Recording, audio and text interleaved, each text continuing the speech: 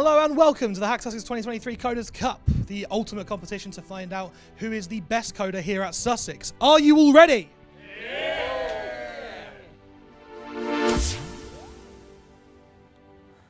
Hello world, we are currently live from the Media Technology Lab here at the University of Sussex to bring you the third annual HackSussex Coders Cup, brought to you by Richmond Mead and Electric Square.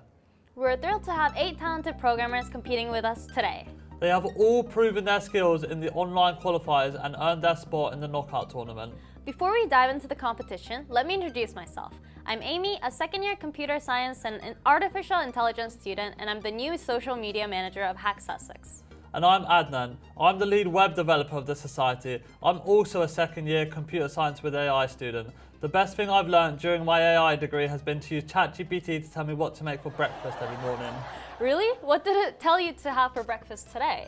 Well, ChatGPT tells me to make bread every day, and I'm starting to see some dough roll in. I wasn't ready for that one, Adnan. Speaking of ChatGPT, can contestants use it? No, contestants are not allowed to use external tools to solve the problems, but they can use standard built-in libraries and online documentation. We're going back to the caveman age of coding for this one, Amy. Yeah, Adnan, that's how I coded when I was like 7 years old. Let's talk about the format of the competition. It will be a single elimination knockout tournament with an extra special final round. So each contestant will go screen to screen and race to solve the questions as fast as possible. Speaking of time and speed, the contestants will have 12 minutes to answer the questions. The first person to solve the challenge and pass all the test cases will proceed to the next round, which is exactly why speed kills, especially our vlog N. They'll be battling it to find out who will be the best Coders Cup 2023 champion. With this trophy right here, they will take this home with them, and they will be also walking away with the official title of the best programmer at the University of Sussex, as well as a bunch of other prizes. But Amy, there's even more prizes. We will be giving away 5 prizes to you, the audience at home, just for being entertained. By commenting and tagging 2 of your friends in the most recent HackSussex Instagram post, you will be automatically entered for a chance to win one of 5 of our £10 Amazon gift cards. This is all possible thanks to Richmond Mead and Electric Square for sponsoring us this year. But we'll talk more about them later. Without further ado, let's introduce our contestants. Cool. As Amy mentioned earlier, the finalists competed in an online qualifiers round to be here today. And here's how each of our contestants ranked against one another. Well, we have first is May with 195 points. And in second place, we have Patrick with 137 points. In third place, we have Layton, a returning contestant. And in fourth place, we have Artur. Fifth place with Charlie with 80 points. And sixth place, we have Lukas. And seventh place, Kade. Last but definitely not least, in 8th position, we have Oliver Piket. Whoa, look at the score difference between May and Oliver. It's huge. May is my favorite now. She's definitely going to take the trophy. She's definitely a machine, but everyone loves an underdog story. That's why my money is on Lukas. Although he's 6th place, he's the hardest working year 1 student I know. Part-time tortilla wrapper, part-time robotics scrapper. I'm sure he's prepped for combat today. Okay. Let's also take a look at the tournament bracket for today's show. So, from the top left-hand side going downwards, we have May, Ollie, Patrick, and Lukas. And from the top right-hand side going downwards, we have Layton, Charlie, Artur, and Kade. And the winners of these quarterfinals matches will be getting an iFixit kit on top of their t-shirt, a mug with a duck friend filled with sweets inside the tote bag. Right, I'm already excited just by looking at the seedings. Let's begin with the first match of the day. I'm going to pass it over to Josh, who's in the studio with May and Ollie now.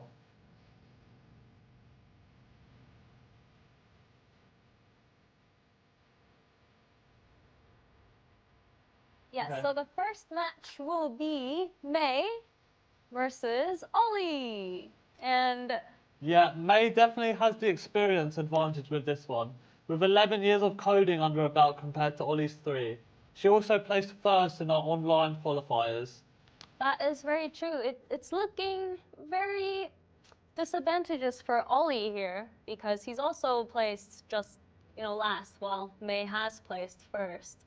And I'm excited to see how it will pan out. Yeah, well, let's expect the unexpected. So, now we'll pass it over to our contestants who are in the studio with Josh now. Hi there, I'm here with May, and unfortunately, Ollie couldn't make it today. So May, that means you're going directly through to the semi-finals. How do you feel? Well, it's a shame I missed the first round, but the semi-finals should be more interesting, so I'm not really that mad about it. Okay, we're going to pass back to Amy and Adnan now, and we'll see you shortly.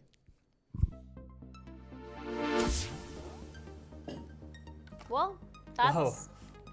that's not exciting at all. But don't worry, because we have the second match where we will Be seeing Patrick and Lukas go head to head. The robotics war, both hardware enthusiasts today in our competition. Yes, and Lukas has around 5 years experience of coding, while Patrick only has 1 year experience. That is crazy. How did he make it to the finalists? I mean, Patrick's a foundation year student. Can you imagine where he'll be after a few years of programming? Wow. Wow. Yes, that is definitely crazy. And Patrick is the only contestant that is using C++. Yes, he is. And yeah, I mean, my money is still on Lukas, but I'll be really happy to see the robotics war go head to head. I'm kind of rooting for Patrick, but we'll see how it pans out. And I hear that Josh is with them right now, so let's see. Hi there, I'm here with Patrick and Lukas, who are here for the second match of our first round. Now, Patrick, I'm told that your last job before you started at Sussex was making gas components, plane parts, and skateboards. What kind of job has you doing all three of those things? I didn't do them at the same time. I did them one after the other. Okay, fair enough. So you're not quite talented enough to be doing three things at once. Wow. I don't know about that. Okay, and Lukas, I'm told that you don't like chocolate. Who hurt you? No one. I just don't like it. No type. Bad flavour. Okay, fair enough. Now, Patrick, not only are you here today in the finals, but also you walked away with a prize from our hackathon earlier this year. Do you want to tell us a bit about the project you did there? Yes, I started a group. They were making a game in Unity. Didn't know anything about Unity, so I abandoned them and took some rubbish and made a paper airplane launcher. It was terrible, but everyone thought it was much more impressive than I thought it was, so... It was very creative, and it was a cool little robotics project. Now, Lukas, I'm told you also are a big fan of robotics. Do you have any projects going on right now? Yes, many, but they're not all working yet. So Okay, fair enough. So it's about time for you guys to take your seats, so if you want to go ahead and sit down. Now, one of these people will be getting upgraded to the next round, and the other one of our robotics lovers is going to be saying "Hasta la vista, baby" to the competition. The only way to find out is to watch. In 3, 2, 1, activate. 3, 2, 1, activate. Right, robotics warriors are going to go head to head for distinct prime factors of product of array. Do you want to explain what that is, Amy?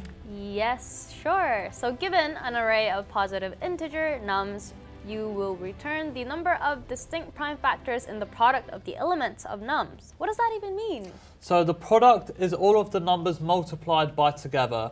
And just to remind the audience at home, a number that is greater than 1 and it is divisible by only 1 in itself will be considered prime for this question. So if we look at the examples, we can see that it has 2, 4, 3, 7, 10, and 6. And the product of that would be 10,080. And we can see that they have 4 distinct prime factors, so the output would be 4. And we can see Patrick and Lukas, they are starting to write a few lines in their current code. It looks like Lukas has started with a for loop, both thinking very much in their heads and not writing any comments. Patrick Yeah, so Yep. it looks like Patrick's making a set and a vector of integers. Do you have any idea on how to solve the problem? I might just like brute force it with a set as well.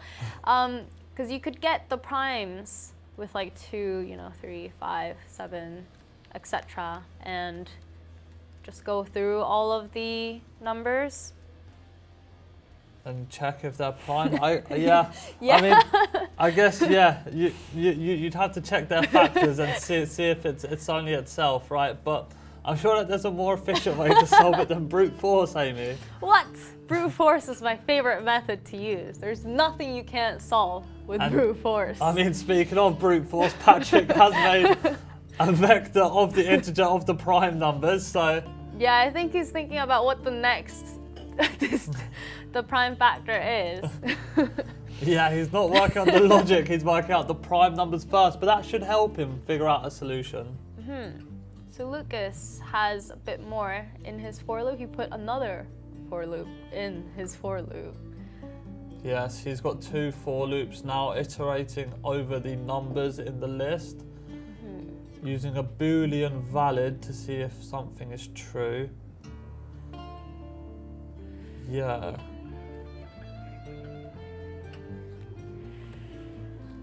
Well, Alright. Patrick's still working out the prime factor, so whilst he does that, we can go ahead and talk about our social medias to find out about how you can find us online. Yes. Remember the giveaways that we have in our social media. So go on and check it out. Yeah, so we can be found on absolutely everything, but for this giveaway it will be on Instagram and the handle is HackSussex, HackSussex, on absolutely every platform. So, all right, I see that Patrick has written a lot more, 2 more lines of code, but I'm going to be honest, I do not know C++, so I'm quite struggling to make out what he's writing. Do you know what's going on there? Yeah, well, it has been a while since I've been in the foundation, yeah, but it looks like he's got a double for loop just like Lukas has, and he's using a modular function to make sure that it's prime. Yes. And he's appending the primes to an array, I believe. I'm not quite sure what auto is here in C++. Oh, okay. Okay, well, it seems like that Lukas actually compiled his code, and he got one test case. He did get 1 test case. Wow. Well, this question's definitely showing some difficulty as we are 7 minutes and 30 seconds in, and neither contestant seems to be close to finding a solution. Yes. It is definitely a difficult question. I mean, I really can't think of another way to solve it other than to just like brute force it. There are, if you take the prime squared of the numbers, I think that would be an easier way to kind of go through it. Not 100% sure how I would code it, but I do have the theory in my head on how I would solve the question itself. Yeah, perhaps they need some rubber duck programming here, as Lukas seems to be not typing out any code, but just thinking about what he should type out to solve the problem. Oh, okay. It looks like Patrick has actually passed 23 of the test cases now. He just needs to put more prime factors in there, just enough to pass all the 102 test cases. I mean, he's on his way there with 6 minutes and 30 seconds left. He's just got to work out the prime numbers now, Amy. Yeah, I told you, it works. Yeah, the brute force method seems to be the most obvious one. Yeah, I mean, it seems like Patrick's a lot closer to winning this match compared to Lukas for now. Yeah, Lukas having a good think about where his solution went wrong. Perhaps he's looking at online documentation. Yeah, I think he is looking for help online. But he definitely won't be using ChatGPT for this one. No, that is not allowed. Oh, Patrick has just commented out his prime factors. He's making a set now, I guess, to avoid duplicates, but there wouldn't be any duplicates. No, he's not. Okay, he's adding another for loop here. I think he's trying to work out the prime numbers in a for loop part. Yeah, that could be possible. I don't know what kind of algorithm you would use to be able to Oh, actually, yeah, you would be able to if you just. Use a modulo function. Yes, you would be able to. Yes, it looks All like right. Lukas has reset now. And we have 5 minutes left. Perhaps Lukas has a solution coming up. Yeah, Lukas seems to be back typing, and he knows what he's doing. Or at least I hope he knows what he's doing. Well, we'll find out when he runs the test cases. I Yeah. believe he's trying to generate the product, Yes, he's trying to get the product of all the numbers. numbers first. Yes, although he is a bit. Oh, he's just printing them out to make sure that he gets the product. Yes. But it looks like he's quite far behind Patrick here, who is on his way to solving the problem. Yes, and you can see from his console, on Lukas's console, that like there is a lot of test cases. So he's just printed out like 200 lines. He's having a good think here. He's probably talking to his rubber duck, wondering how to solve this problem. Yes. And Patrick has 2 for loops. The first one starts with I at 0, and it goes up and iterates until 99. He has a second for loop, which he starts at the number 2, which is less than I. So he's got a nested for loop, and he's moduloing I and J. And then if he's setting flag to false, breaking out. If flag is true, it's going to continue, okay. There's 3.5 minutes, and it looks like Lukas is not leading here, as Patrick has passed the most test cases for this problem. Yes. Yes. Which is really surprising because Patrick has only been coding for less than a year, and Lukas has 5 years of experience. Yeah, I mean, it looks like my favourite is struggling on the first question. But I mean, no. Patrick is super talented, as he's definitely solved a lot more of the test cases, and it looks like he's on his way to solve all of them. Yes, and Patrick has also been joining us on our lead coding sessions as well, time to time. Yeah, I mean, the lead coding sessions are run every Wednesday during term time at 1 PM in the FTL. So if you want to come along and compete next year, definitely attend them. Okay, so we have 2 minutes and 30 seconds on the clock. The person who has passed more test cases will be taking the match, I believe. Yeah, so the clock's winding down very fast, and it looks like Lukas is still struggling to find a solution. He's using more print statements to help debug his code. He's printing out the numbers once again in the list. Yeah, I do feel like Lukas is quite stuck. He's not sure what to do about the prime factors. Yeah, I mean, at this rate, it looks like Patrick will be walking home with the iFixit kit. Unless Lukas pulls something out his sleeve last minute, but that doesn't look like the case here, as Lukas is still thinking about how to go about solving the problem. Yes. I'm not sure if Patrick has compiled his new code yet.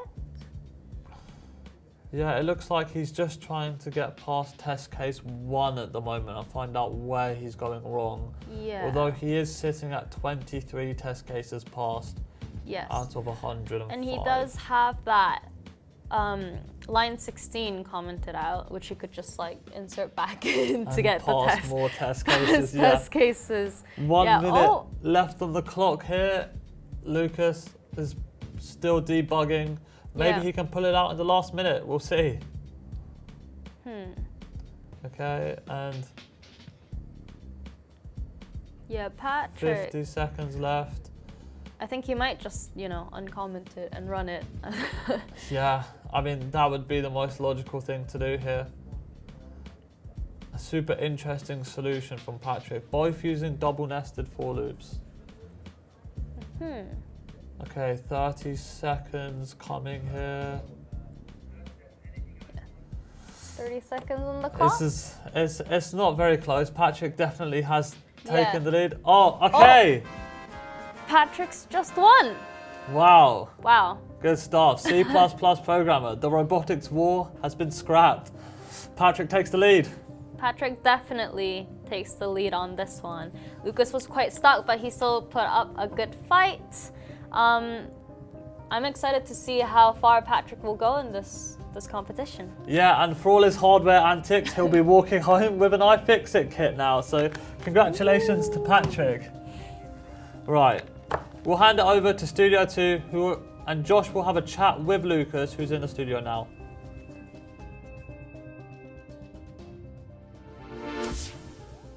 Hi there, I'm here with Lukas now. Now, Lukas, it looked like something was going on there and you couldn't work out what. You were doing a lot of printing and just trying to get to the bottom of it.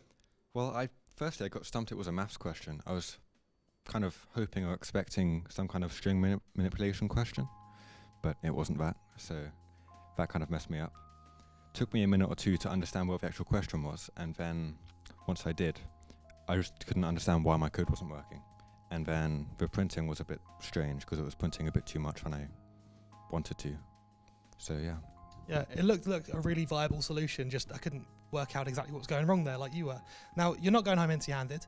Just for getting to the finals today, you are getting this lovely tote bag with a specially made mug for this event, a little rubber duck. We've got some sweets for you as well. So that's all yours to take home. And we're not done with you yet. You're going to be going down to the other studio where we'll join Amy and Adnan again now.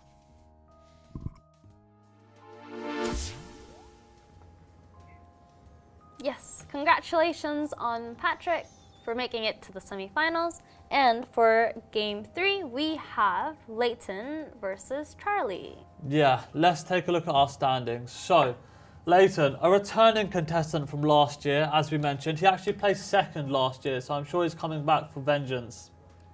And on the other side, we have Charlie.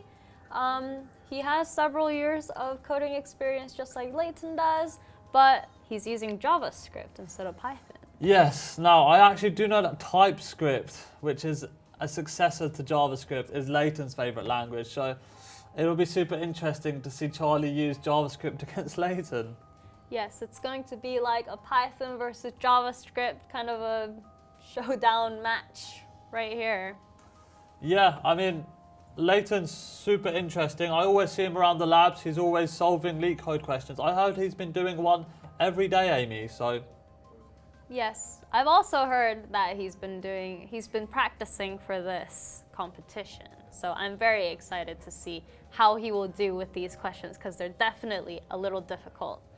Cool. Well, I have high hopes for both contestants. We'll join both of them now as they're with Josh live in Studio 2.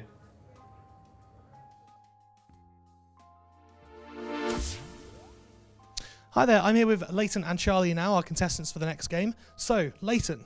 Yes. You were here last year and got to second place, and of all our contestants, you're the only one that was here last year. Do you think having some experience of what today is like is going to give you an edge? Absolutely, yes. Dealing with nerves, first off. And, nope, just dealing with nerves. Fair enough. And Charlie, in addition to being a fan of HackSussex, I'm told that you're also in PokerSock. Tell me, honestly, how often do you leave the table with more chips than you brought to it? Well, just like this, you know, luck's going to play a massive role. So never, and let's hope we win here instead of in PokerSock. So. Okay, and interestingly enough, this isn't the first time you guys have faced off against each other, because at our hackathon early this year, you both competed for our sponsor Electric Square's Joy of the Throw track. Layton, do you want to tell us about the project you were doing then? Yeah, I made an Unreal game that used Switch controllers to control the motion of a throwing knife. Okay, and what was yours? Mine was an Overcooked style game, multiplayer, where we'd throw ingredients and knives at each other. Okay, so it's time to find out who's going to walk away today. So if you guys want to go ahead and take your places. Now, is our returning second place from last year going to make it through to the finals this year? Or does Charlie have an ace up his sleeve to flush away the competition? The only way to find out is to watch. So in 3, 2, 1, code. 3, 2, 1, activate. Cool. Thanks, Josh. So for the third match of our quarterfinals, they'll be taking on minimum area of a rectangle. So this question would be a lot easier if you could actually visualize it in your heads. And So you get an array of points on a grid. You can kind of like think about it.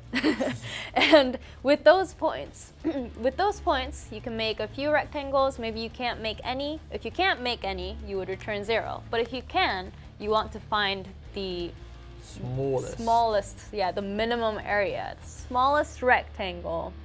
And you have to give us the area of the rectangle, I believe. Yeah, so Yeah. one of the important things to note here is that the sides must be parallel since we are looking for a rectangle. Layton's actually gone straight in here as he's writing code.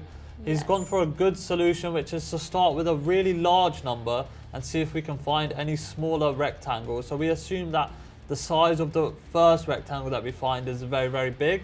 And then until we find a smaller one, we'll be returning, well, 0.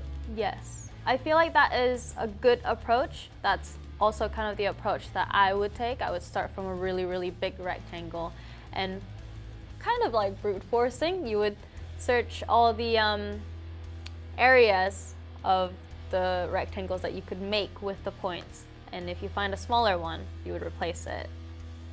Yeah, I mean, it looks like Charlie is off to a good start here as well. He's working out the corners so he can work out the areas of the rectangles. Maybe he's trying to find the diagonal corners of the rectangle to know that it's a rectangle instead of some janky shape. Yeah, so, Layton's deleted some code here. Charlie's actually on the right track as he goes to work out the area of every rectangle he can find within the list of points.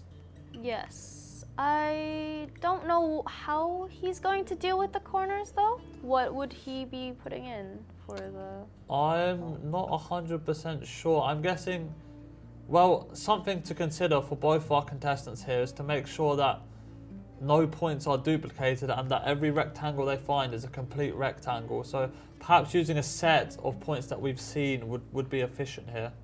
Yes. I feel like the difficult part might be to make sure that it's a rectangle. Layton's drawing out a rectangle with his hands to visualize it. I mean, as we discussed earlier, visualizing a problem definitely helps you solve it. Layton just pasted the link. But yeah, okay, Layton commenting out his code here, going back to square one with 9 minutes left on the clock. yes, Charlie seems to have some more code written. If I equals k. Okay, so if the length of the points? He's saying if I is k, I think that's for checking if they're parallel, that if points I0 is equal to points k0. Okay. Well, they're definitely coding and tapping away here. I'm not sure if they know if they're on the right path, but there are no test cases passed from Charlie here, but he hasn't completed his solution. Yeah, but I do feel like Charlie has a better understanding of like what he wants to do and how he wants to approach.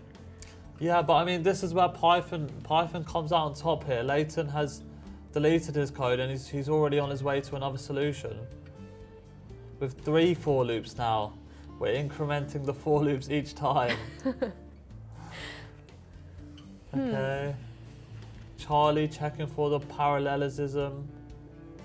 As he's pushing all the parallel sides onto a list. That is very clever. Can you explain how that works for me and for viewers at home? Because how does pushing work? Yeah, so pushing, he pushes it into a list, and then he can use that list of sides to work out all of the possible rectangles within the list. And if we visualize that, you can kind of create a load of rectangles on a grid, and then you can just do like a min function to find the minimum area by timesing the sides together. Okay, Layton has actually gone for 4 for loops here. Yeah. Yes. That's a lot of for loops. That is, I don't know if that will be a very efficient. 4 for definitely not an efficient solution, but as long as it runs and it solves all the test cases, he will proceed on to the next round. So Yes. Okay, Charlie is, I think he's thinking here. Layton seems to know what he's doing. Oh, they've both gone for a think here as we have 6.5 minutes left. They still have plenty of time left. They have more than half the time that they were given. So I feel like I do feel like that they might be able to get to a an answer for this match here pretty soon. Yeah, they're both creeping towards the final answer, but I would like to just quickly talk about some of the events that we host here at HackSussex. So during term time, every Wednesday from 6 to 8 p.m. in the FTL, there's a HackSussex Code Social. Where's a Code Social, Amy? Oh, it's in Chichester 1, which is the building here in University of Sussex, and it is in the Future Technology Lab. Yes, we have snacks, games, and we talk about programming. There's fun activities for everyone to do, so definitely come along. And to find out more about some of the events we have, you can follow us on our socials, HackSussex, as mentioned earlier. Right, going back to the coding now with 5 minutes and 20 seconds left. Yes. I don't think much have changed. I think Charlie's still trying to figure out the part with the sides. Yeah, it looks like he's still trying to get the list of parallel sides. It looks like Layton is writing some if statements to check for parallelism, I believe. Yes. But he does seem a bit stuck on the if statements. I feel like he doesn't know which if statements are supposed to go with which ones. Layton's fun fact that he gave us before the competition started was that he panics at compilation time, which could be a reason as to why he's writing and just double checking all of his code. Yeah, but none of them have compiled any test cases that have passed yet, so. Yeah, they're on their way. It looks like Charlie is writing, oh, he's deleted it. He's got 4 points. So he is working out the area of the rectangle here. So yes. Charlie's definitely itching forwards. In the interview, Charlie mentioned about how luck plays a lot of role in these matches, including his poker games. And, you know, I feel like if they gave me this question, I would feel like I could approach it a lot more than the math question we had earlier, because I'm also terrible with math questions. That could also, you know, play a role in these competitions, like luck. Yeah, definitely. I mean, experience is one thing when it comes to leak coding. With Layton performing leak code questions every day, we can assume that he's seen something maybe similar to this, so. Maybe. And I'm not sure if Layton's pretty great with these visualizing questions. In our leak coding sessions that we hold in every Wednesday. In Chichester 1, Chichester FTL. FTL. We actually haven't had any visualizing questions. Yeah, so maybe this is completely new to Layton. We're not really sure, but what we do know is that he likes to visualize things in the air, as he once again points to how he's going to plan out the rectangles and work out the areas. It's a good way, though. That's what I would definitely do as well. If I didn't have a pen and paper in front of me right now, I mean, that's the best I could do. Pointed, I don't know, draw it in the air, right? Yeah, lots of if statements that are coming in from Layton. Okay. Yes. I think both contestants submitting their code and failing all of the test cases even. Yeah, we don't have any of the test cases passed right now, and there's only 2 minutes left on the clock. Yeah, I feel like Layton is close in terms of logic. There's only 2 minutes left, you're right, Amy, but it's definitely a tight one. I don't think Charlie has ran his code in quite a while. So. I guess they're both adding lots of if statements to double check and kind of triple check that the area is being worked out correctly and that all the sides are parallel, forming a proper rectangle. With 1 minute and 40 seconds left, neither contestant's passing any test cases. This round could be a draw.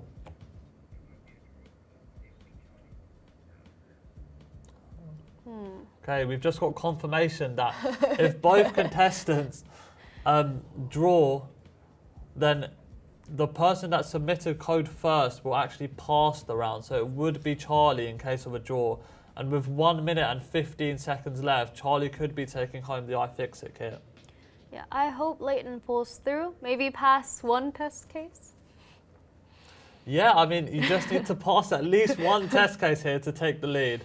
But it looks like they're both adding print statements to start debugging their code. Oh, Layton's about to write a return statement.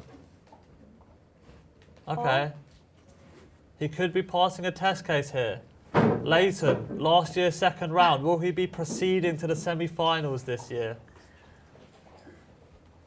Oh, no, he's not returning anything. He is, Charlie is printing stuff with 30 seconds left on the clock. Come on, Layton. He just needs to run his code now. Yes. 25 seconds left. Come on, Layton. 20 seconds left. More if statements. He's visualizing again with his hands. Oh, I don't think Layton has enough time to visualize right now. He needs to compile his code. Okay. Oh, it looks like Charlie has passed one of the test cases. Yeah, Charlie's definitely in the lead now. With 4 seconds Layton. left. 3 seconds, Layton. No. He needs to run his code. No. No. Okay.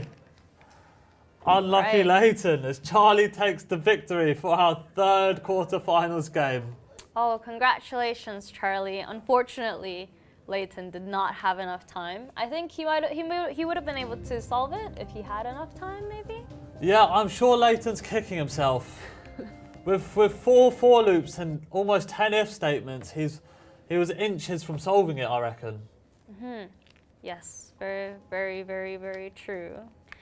I'm a bit sad to see Layton go, especially because he scored so high in the last year's Coders Cup, but oh well. You know, the questions this year are very, very difficult compared to last year's questions. Well, Layton, you're a winner in our hearts, so let's pass it over to Josh, who's with Layton now in Studio 2. Hi there, I'm here with Layton now. Now, Layton, that was really, really hard, that one. You lost by 1 test case. How'd you feel? I feel like I should have returned 0 off the bat. It's not a bad tactic, to be honest. It was a very good tactic. Fair play to Charlie. That was an extremely hard question, in my opinion at least. There was a bit of panic there, a bit of shaky hands. Wish I'd done better, but it is what it is. That's entirely fair. I mean, it's great that you even got this far because this is the finals altogether. One thing I loved in that round was watching you on the camera doing this. I was on camera? Yeah, you're on camera. I didn't know I was on camera. Yeah, that one right there was watching you the whole time. Okay, yeah, I was trying to figure out the points and I was trying to, I couldn't figure a way to do it in a loop, so I had to do it manually, I thought. Just took me too long. Okay, well, it's unfortunate that we're not going to see you in the finals again this year, but you're not going home empty-handed. You're getting this goodie bag with a HackSussex mug and the bag itself and a rubber duck and some sweets. You can take that, yes. And we're not done with you yet because you'll be joining our live studio audience just down the hall with Amy and Adnan.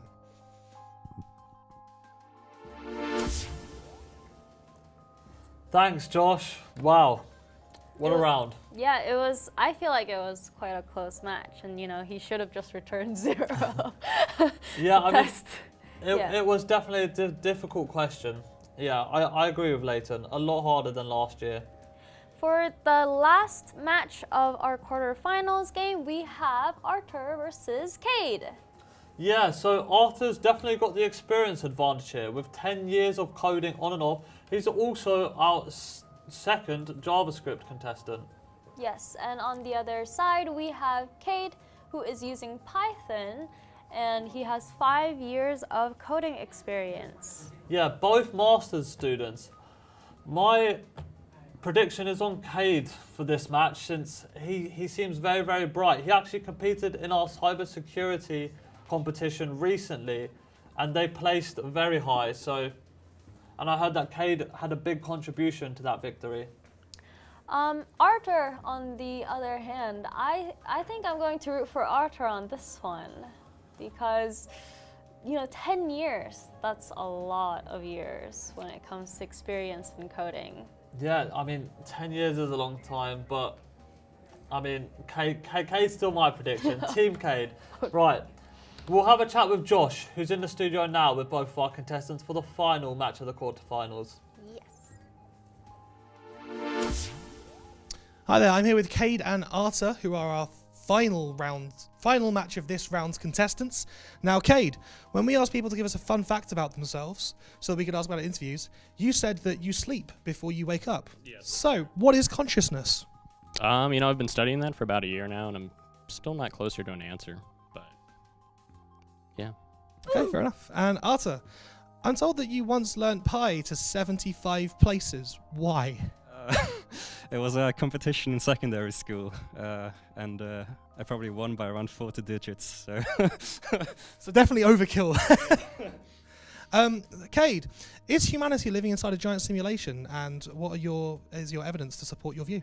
Yeah, I totally buy the whole brain in a vat scenario or Plato's cave. It's just you can't really prove it and you can't disprove it. So, Okay, fair enough. And Artur, we're actually in the same group for one of our projects this term, which a lot of people won't know. Do you want to meet up after this and try and get some work done? We can try and go integrate in the front end and back end. I can do that, yeah. Yeah, sounds good. Anyway, it's time for you guys to take your places so we can find out which of you are best. You want to go ahead and take a seat? Sure. Now, is Kade going to sleep through this competition, or should I be far more worried than I am currently about how me and Artur's project is going to do? Only one way to find out, and that is to wait and see. In 3, 2, 1, code. 3, 2, 1, activate. Thanks, Josh. You'll definitely have to put your project on hold as Artur's going head-to-head with Kade for maximising the greatness of an array. Yes, this will be the last match of round 1, the quarterfinals. And let's see what the... Oh. They're switching chairs here. Yeah, they're the wrong seats. Anyways, you are given a 0-indexed integer array nums. You're allowed to permute nums into a new array perm of your choosing. We define the greatness of nums be the number of indices, 0 less than equal to I less than nums.length, for which perm I is bigger than nums I. Yeah, so the main kind of point that you want to get at for this question is to just get as many big numbers beating the small numbers in the old array as possible, if that makes sense. Yes. It'd be a lot easier to visualize. It would definitely be a lot more easier to visualize. I'm a big fan of visualizing, but maybe they would be able to have a counter Yeah. kind of an approach. They can keep a track of a score in a sense. Yeah, it looks like Kade's doing exactly that, as with 10 minutes and 30 seconds into the round, or left of the round, he's got a variable called greatness, which he's initialized to 0. Artur's still thinking here. Yeah. On the other side, Artur seems to be a bit stuck on what to do for now. But yeah, Kade. Yeah. Kade hacking away here. Yeah, he's putting the giving hack it in a little thought. Sussex. Yeah. He's giving it a little thought right now. Oh, he's just changing the variable names. It's fair. Okay. Not sure what's going on here. I guess we could take some time to plug our social media. So, HackSussex on absolutely everything. There is the social media giveaway, so don't forget that. Comment and tag 2 friends for a chance to win a £10 Amazon gift voucher. Yes, after this round, we'll be announcing the winners. So make sure to tag your friends. Yeah, there's not long left, as with this round, there's only 9.5 minutes left. So both of them seem to be a little stuck. They're not writing much. Kade is going, and yeah, and it looks like Artur has started to type here. yeah. Kade is going for a very like simple solution here. I do understand what he's trying to do, but it's just bugging out. It's not working. Well, since he is the main man of the cybersecurity team, you could say he's got a hacky solution, Amy. Right. So how would you go about this question? Well, as you mentioned earlier, brute force is usually the first way to go about solving a leak code question. No. You could just shuffle the numbers randomly until you get a large enough array that has greater indexes than the previous array, and we just keep that solution and return the integer. The one thing that I was thinking about was I would get like a tracky score for so if it's like bigger, I don't know how to explain it. Of how many indexes are greater than the old array. Than the old array. It's like a very like AI way of solving it. Yes, it's almost like a microbial genetic algorithm. Yeah. That's the way I'm thinking about it. Maybe I've been doing too much AIAB assignments. Yeah, speaking of assignments, Artur taking a quick break here to try and beat Kade out and take a break from his assignments. Yes. He's got a nested for loop here. Kade having a good think. Yeah, we've missed Kade compiling his code earlier, but he actually passed 12 test cases. So he's somewhere on the way there. And even then, he's ahead of Artur right now because he has passed 12 test cases, even if his code is not entirely, correct. So with 7 minutes almost coming up, I guess Kade is in the lead now. Yes. It looks like perhaps he'll take out the other JavaScript contestant here today. No. Right, Artur is typing away. He seems to have an idea of what he wants to do.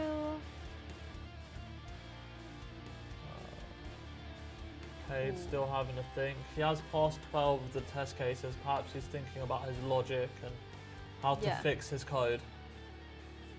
Yeah, Kade is definitely a lot more relaxed because he has a few test cases passed, while Artur needs to run his code and get some test cases out of the way. Well, I'm sure Kade is thinking about how to solve it as Artur keeps typing away here. Kade seems to have come up with something as he writes another for loop down at the bottom. I wonder what Kade is going to do with these for loops. With 6 minutes left, it looks like Kade has done another nested for loop. Perhaps he's trying to debug now. Yes. And Artur looks like it looks like he's running his code. I'm not sure how that's going for him, but we'll find out soon. Yes. 5.5 minutes left on the clock. Kade is still testing his code, I believe. So just to clarify to the audience, a permutation is where you'll have an array and it'll be in place and you'll rejig the values in the array. So you can mess around all of the indexes however much you want, and you're trying to get a new array that has integer values that are at indexes that are greater than the original array that you had at the beginning. Yeah, no, that's a lot of arrays. I don't know if I'm quite getting what you're saying here. But yeah, so you're just trying to, get the blocks. Like yes, like shuffle them up.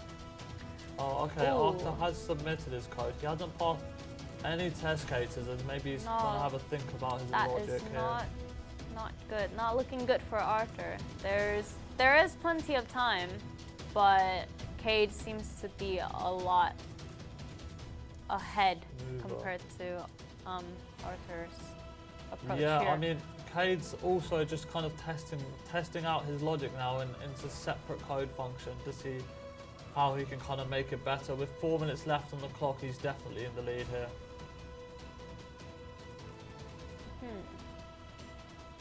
Right. It looks like Artur's changing a lot of his code. In Yeah. fact, he's almost back to square one. When in doubt, delete your code.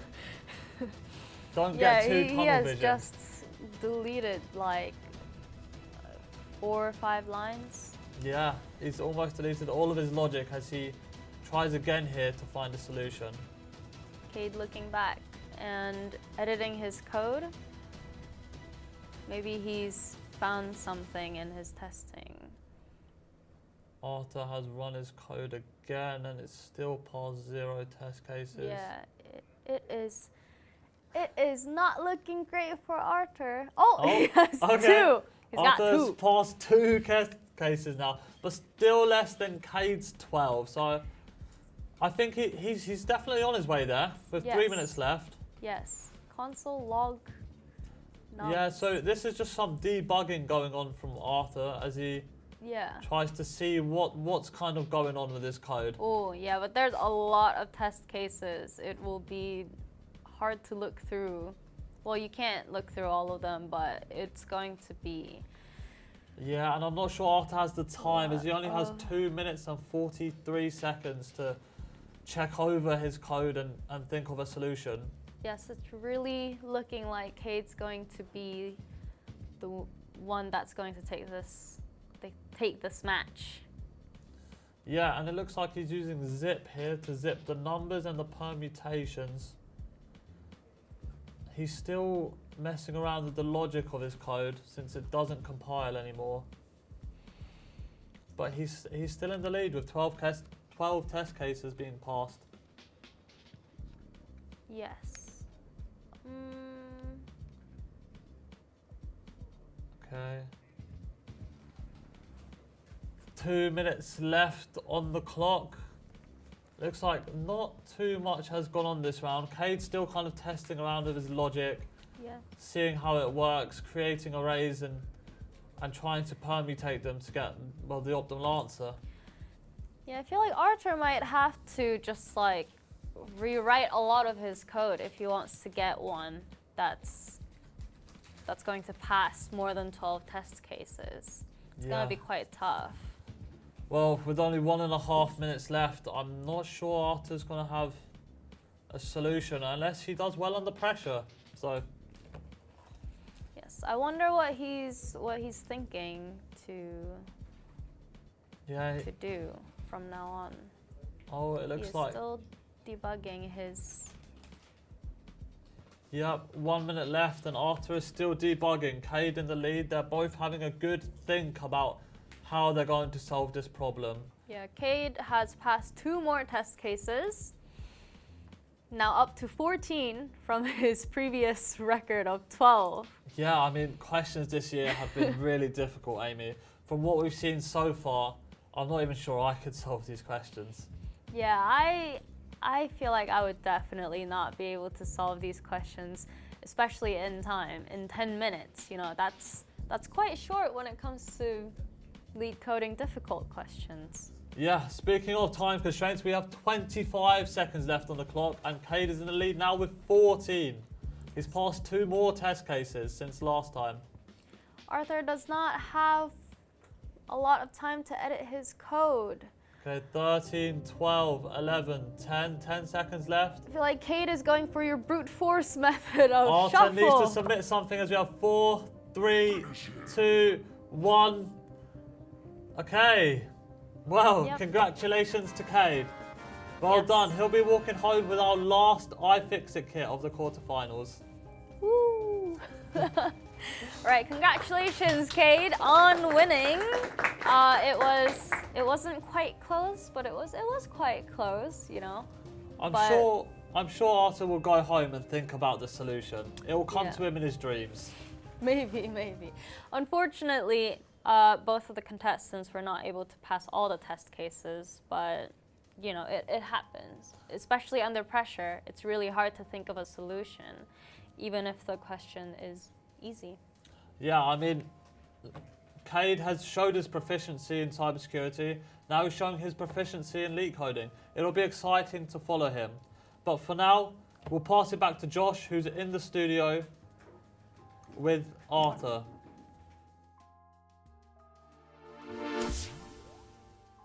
Hi there, I'm here with Artur now. Now, you just seem to hit a brick wall there. What happened?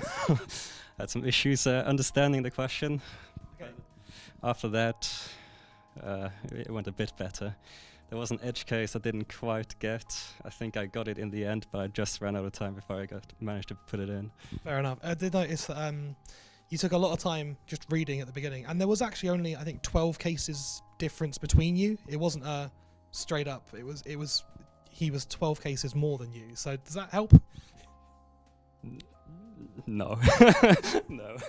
Entirely fair. Well, It's a loss, so... That's a defeatist way of looking at it, because you are here today. You're already in the finals. You're going home with our nice little goodie bag filled with treats. You've got the mug, the sweets, the little rubber duck, and the bag itself to take home with you, because it's an achievement just to be here today. Do you have anything to say for people at home? Thanks for watching. And do you think we'll see you again here next year? Actually, no, you're the Masters, aren't you? You won't be. I'll be gone next year, unfortunately. Yeah, of course. I forgot about that for a second. I'm going to give you that now. Anne, are you looking forward to watching the rest of the finalists compete to see who will go through? Yeah, it's going to be interesting to see what they can come up with. The questions seem a lot harder this year than last year, so... Yeah, I think we definitely tried to raise the bar after we saw how good the people who come through here are. Is there anyone that you've got your eye on to win? May, of course. That's entirely fair. She was first place in the qualifiers. Yeah, so we'll see you in the studio soon, joining our live audience. Did you bring someone with you today? Because we told people this really late, but you were allowed to bring a friend. No, I came alone. No, are you friends with any of the people here to hang out with? Yeah, a moderator come in for the chat, but he's the only one. I've seen some at HackSussex, so it wasn't entirely strangers, but no one I really know. Okay, that's cool. How have you found things today? Like, is it too stressful, or is it a nice chilled environment? The unknowingness of it is a bit nerve-wracking, but once you get in the chair, it's pretty straightforward, to be honest. Okay, cool. So we're going to send you down to our live audience in a second, where you can watch the rest of the show, and you'll be there with Amy and Adnan, who we'll go to now.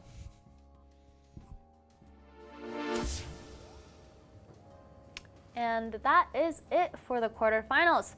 We will be back in 15 minutes, but before we leave, don't forget to follow us on our socials at HackSussex. Yes, very important to stay up to date with our socials. You can also join our Discord, for which the link can be found by going over to our website at HackSussex.com, spelled HackSussex.com.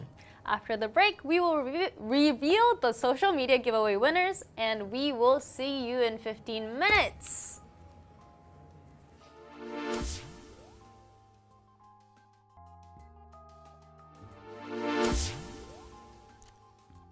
Oh boy, it's been some great few matches recently. Unfortunately, Ollie couldn't make it this finals and May went through straight away, but the 3 matches we had was absolutely great. Patrick did win through brute force, but that might be a smart decision.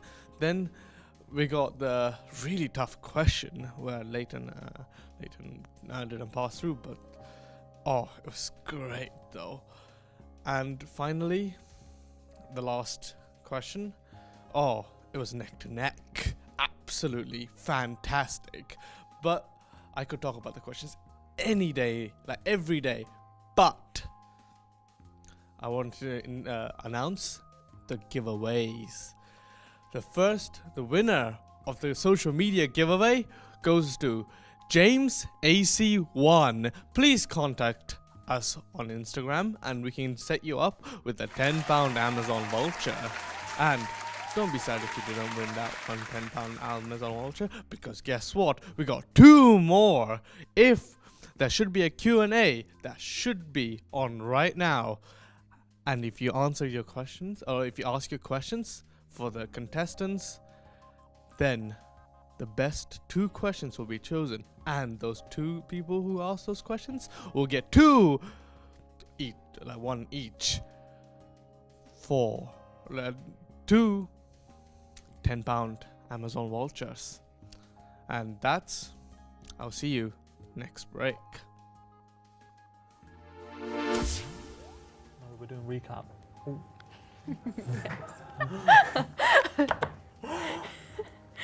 Okay, hello. Thanks, Richard.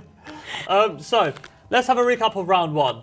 May defaulted and won round 1 since Ollie was unable to attend today's tournament. And Patrick won against Lukas, which he will be going against May. And Layton and Charlie, well, Charlie actually won by having something submitted, so he'll be proceeding to the semi-finals. And Artur and Kade. Kade won against Artur by 12 test cases. Yep, it wasn't close, but it was also like not a big difference. I think everyone's waiting in anticipation to see May perform. She has been, well, she ranked first in the qualifiers, and she seems to be the most hyped contestant that we have here today. And for our semi-finals, our first... Oh, we're not... Okay. Yeah. Yes. Okay. But before we go on to our semi-finals game, let's have a moment to talk about our sponsors. Yes, let's take a quick breather. We want to quickly thank our sponsors once again for supporting the Coders Cup 2023. The first sponsor we'd like to give a big shout out to is Electric Square, the AAA game studio based locally here in Brighton. They've worked with the likes of Ubisoft, EA, and Xbox Game Studios. Well, Amy, did you know that they've collaborated on games such as Assassin's Creed VR, Battlefield 2042, and Sniper Elite 5? And all you gamers out there probably know these titles. So if you are interested and wanting to be involved, make sure to contact Electric Square. Yeah, they can be found on their website at electricsquare.com. That's spelled ELECTRISQUARE.com. Here's a short promo video from Electric Square.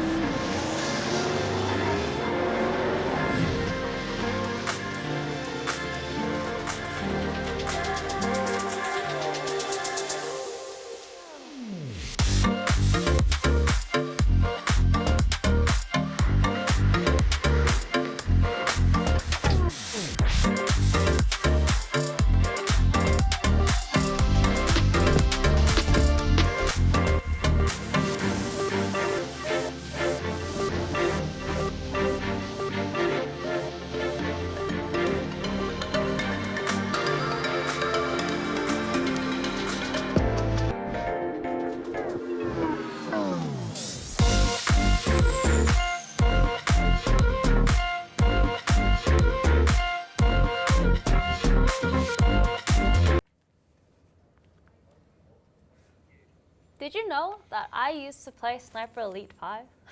Wow, speaking of snipers, our first semi-finalist, May, is a sharpshooter when it comes to coding. They'll be taking on Patrick in the first match. We'll also see Kade take on Charlie to battle out for the second spot in the grand finals.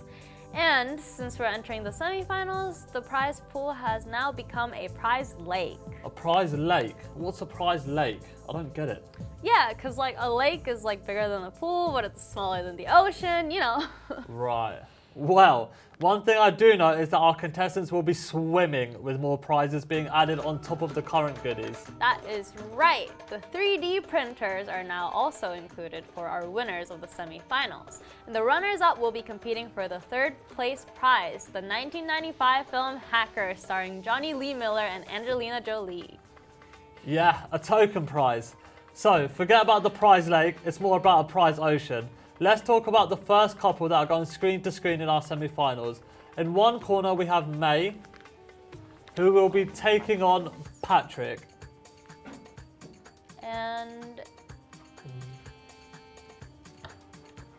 So, May's definitely the most hyped contestant here today, but we haven't seen her perform yet. Yes, and I am still excited for Patrick. You know, he has 1 year of experience, but he has made it to the semifinals. Very, very impressive. Yeah. Any predictions for today, Amy? Honestly, I feel like May does have an advantage, but, you know, I'm still rooting for Patrick because it's all about the underdogs. Yeah, so let's see if the underdog can perform, as we'll hand it over to Josh, who's live in the studio now with our contestants. Hi there, I'm here with May and Patrick for the first round of our semi-finals now. So May, you're first place on the leaderboard for the qualifiers, and you've got some of the fastest times in the qualifiers. You must be feeling pretty confident, right? Less than I thought I'd be. How come? Just general nerves. Okay, fair enough. It is quite an intense setting once you're actually standing here, isn't it? Mm. Okay. And Patrick, unlike me, you've just had a first round to go through, so you must be feeling warmed up. Do you think that will give you an edge, that you're already in the right mindset for programming? Oh no, I'm already shaking. I'm way more nervous than I thought I'd be.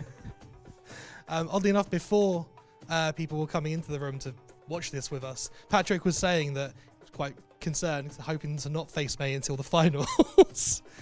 May, you've been programming for 11 years, is that right? Mm-hmm. What did you first learn? I started with Python. Well, technically I started with Scratch, but I don't count that. Okay, I'd say block programming still counts as programming. And Patrick, you only started in the last year, isn't that true? Yep, about 8 months, I'd say. But given that you're here in the finals today and you won a prize at the hackathon earlier this year, it's safe to say that you're a quick learner, wouldn't you say? I think so. I have a very narrow range of expertise. Okay, so if you guys want to go ahead and take your places, go take your places. Now, will our front runner first year take the prize this time? Well, go through to the finals, or will we be seeing Patrick with only 8 years of experience taking her down? Only way to find out is to watch. And in 3, 2, 1, code. 3, 2, 1, activate. Cool, so for our first semi-finals game, we'll finally get to see May code, and they'll both be taking on non-overlapping intervals. Yes, given an array of intervals where the intervals have a start and an ending number, you have to return the minimum number of intervals you need to remove to make the rest of the intervals non-overlapping. Yeah, so you're essentially given a chain of integers, and they'll usually be in incrementing order, but there'll be some that break the chain, and you'll want to remove the minimum amount of the couple that breaks the chain to get the optimal solution. Yes, it's a bit harder to explain, and it's a lot easier if you look at the examples here given. So you have 1, 2, 2, 3, 3, 4, and 1, 3. And you could put the 1 and 2 and 3 and 4 in a list without overlapping, but if you do put 1, 3 in, it breaks the chain. That is why you would want to remove 1, 3, which would make the output 1. Yeah, and just 1 minute into this round here, and May has already coded away with a nested for loop. Oh, May is already deep into it. I wonder if she's going to find a really, really quick solution for this. Yeah, it definitely does look like it here, as Patrick is starting to get off the ground as well. May checking for some if statements here. But Patrick he seems like he's, starting to get a grasp of what he needs to be coding. So it's not just May typing away and taking the win right now. Yeah, it's not it's definitely not as one-sided as Yes. it seems. And we have already seen Patrick go against Lukas and take the victory, so he's proven himself already. Yes, definitely has. Patrick does take a bit more time and a bit more thinking before he makes it work, but yeah, it looks like May's going. Oh, so she's appending all the overlaps to a list, I believe, and she's going to just straight remove them to create a new list and return that. very interesting approach. Yeah, and it looks like Patrick having a think, maybe reading the question once again. which is very reasonable. I mean, I would Okay. have trouble as well. Well, Patrick has submitted his code here and he has passed one of the 103 test cases. It must be from the return Return zero. zero, yeah. Definitely learning from someone's mistakes here in the competition. Yes, the previous matches, that was the winning move, return 0. Yeah, so in the case of a tie, Patrick will actually receive the win now since he has submitted some code and passed the test case. Yes, May seems to be stuck on that if statement currently. She's giving it a really long thought about it.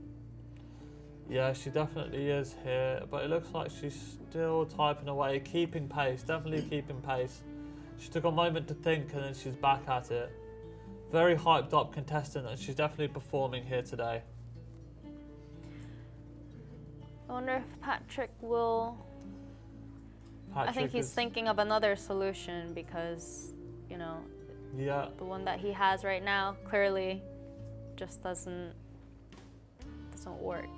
yeah, perhaps he's, yeah, it looks like he's having a good thing. Okay, May she started to debug now, which could mean that she thinks that she's got the solution, she just wants to check. Yeah, Oh. but there's a bug in line 1? Yeah. With 8 minutes left, it looks like there's a bug in May's Line code. 22. Right, okay. Yeah. Oh, she forgot a square Oh. bracket. She didn't. Or no, she put one too many. I think that is the tests Oh. that have an error, actually. Oh. That is not a good look. Oh no. Yeah, so May is actually adding a comment here. And she is correct. There is an Yes, error in the test test library as library. there seems to be one too many square brackets. Yes. Oh, a common mistake for a lot of us programmers. You know, not enough semicolons, one too many brackets, not enough brackets. Always happens to us. Yeah, it happens to the best of us. Our team is working on it currently as we speak, and they'll aim to fix that test. Whilst they do, we can talk about what the contestants win for having a victory in the semi-finals. Yes, so they will be getting a brand new 3D printer on top of their iFixit kit, which is a huge jump on the prize. Yes, okay. Yeah, a huge Ender 3D printer. Okay, and it looks like May has submitted her first solution, which does not pass any test cases, although it is printing now. Yeah, that is tough because Patrick is unpredictably still ahead by 1 test cases. It's Well, insane. What did I say, Amy? The underdog story never fails to impress you. Yes, I'm still on Team Patrick. I believe it. Yeah, with 6 minutes of our time left. Oh, it looks like May's actually reset all of her code. Yes, May just deleted her entire code. Yeah, when in doubt, delete your code. Maybe she thought she was getting too tunnel visioned, and here she goes for a hard reset. Yes, but she has misspelt her variable interbas. She is missing an L in intervals, yes. I'm sure she'll figure that out herself. But we see Patrick working on his code. Yeah, okay. Don't forget, for you guys at home, you can actually ask questions to the finalists on our Instagram, on our YouTube, live in chat.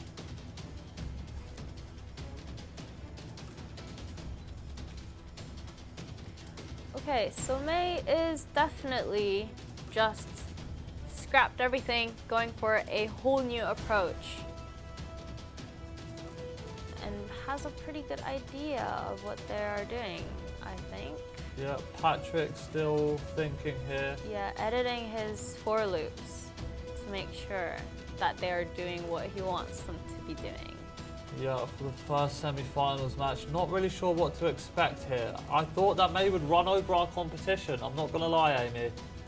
Honestly, me too. There were very, very high expectations, and I hope that she does make it up to all the expectations that everyone had.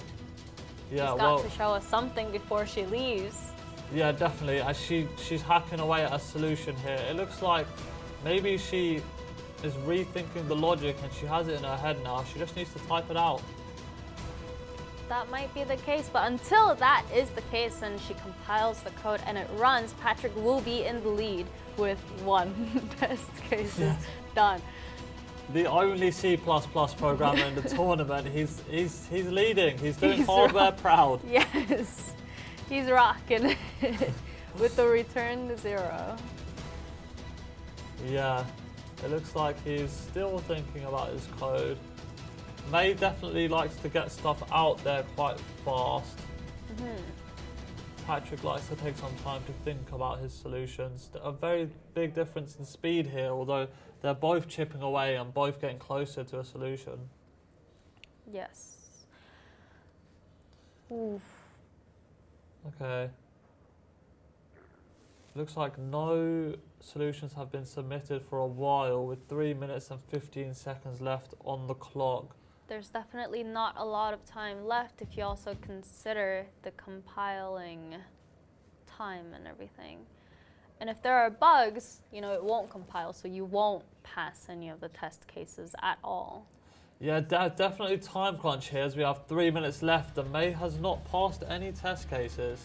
Sometimes it is better to just get a working code that just passes some of the test cases in. Yeah, even a return 0 could get you a 3D printer in this tournament. Which is crazy, but yes, definitely. Okay, it looks like May is getting, well, it's similar to her solution before actually. She's still getting a list of the overlaps that she intends to just remove from the original array. Yeah, which I think is a fair move. How would you go about this question? Do you have any? Well, May's solution is definitely kind of the way to go about it, is to just keep going over the list, remove one overlap at a time, and just reiterate on that until no overlaps are being appended to the list. Then you can break out, and then you can create your new array that has no overlaps. Yeah, I'm actually not quite sure how I would approach this question. I understand the question itself, but to write code for it, I don't know. I just don't know what I would use. Okay, it looks like Patrick is actually making a separate function to test here with 1 minute and 35 seconds left on the clock. He's doing some debugging. Yes, but none of them have ran their code in quite a long time. I wonder if they will be able to pass a lot of the test cases once they do run their code. Yeah, 1 minute 15. They're following in Layton's footsteps. They're just coding and tapping away until the very end. Yeah, we just don't have enough time, do we? Yeah, 1 minute left on the clock. Contestants definitely do. It's very easy to kind of tunnel vision and narrow down on trying to find a solution. Yes, and with all the pressure in the studio and the stage, it's definitely hard to think of the optimal answer that you'd think of in your comfort of your own home. Yes, 40 seconds left, and May's actually getting bugs here, so it's really starting to rise in pressure. Yes. Patrick. Oh, Patrick. 30 seconds left here. Yes, the question looks like it's in Patrick's favor with 20 seconds left. Okay, it looks Will like... May be able to fix her bug in the code? Well, she's actually deleting an index in the original array, which is very dangerous. 7 seconds very left. Easy to get wrong. 5, 4, questions left. 3, No. 2, 1. Wow. Oh my Okay. God. Okay. Congratulations, Patrick. He'll be walking home with a 3D printer. Oh. Wow. Wow. Okay, that was very unexpected because a lot of people expected May to excel in the tourney and be one of the ones competing in the grand finals, and unfortunately she has to compete for the 3rd place prize instead. Yeah, we'll still be seeing her compete again in our third place match, so don't worry. But it looks like great people tend to make grave mistakes. Not submitting a return 0 might have cost May a 3D printer here. Yes, and Patrick, on the other hand, that was one of the first moves that he made with his code.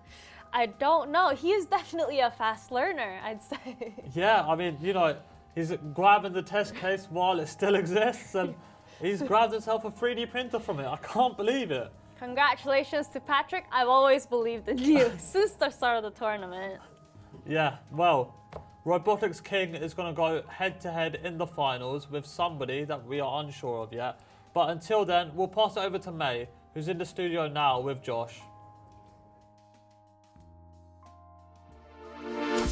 Hi there, I'm here with May. Now, May, you've only had the one game to play this round because you got through on the last one because Ollie didn't turn up. So you've not got as long here as I'm sure you would have liked. Not really, but it's fine. Okay, that was a damn hard question. I mean, there was only one test case in it on deciding the winner. How do you feel about that? Mainly I was just nervous for the thing. I did try to do a last-ditch random attempt at the end, see if that did anything, but I ran out of time just before I pressed run. I did notice you suddenly deleting everything and starting over at one point as well. Yeah, I realised what I was doing wasn't really working, so I was trying to find a different approach, but it didn't really work out. Okay, and unfortunately we had a small error in the test classes that we had to tweak for you as well, which, did that throw you off, do you think? It threw me off for a bit, but like it said in the error that it was a problem in the test library, so it didn't take long to figure out that it wasn't a fault with my code. Okay, fair enough. Is there anything you want to say to people watching from home? This is nerve-wracking. Okay, cool. And of course, you're not going home empty-handed. We do have this bag of treats with you, which of course includes all the stuff from the first round and the iFixit kit, because this is the second round, so you're getting that as well, if you want to take that. And if you go down the hall, we'll see you soon for the third place competition. And for now, we'll go back to Amy and Adnan in the studio.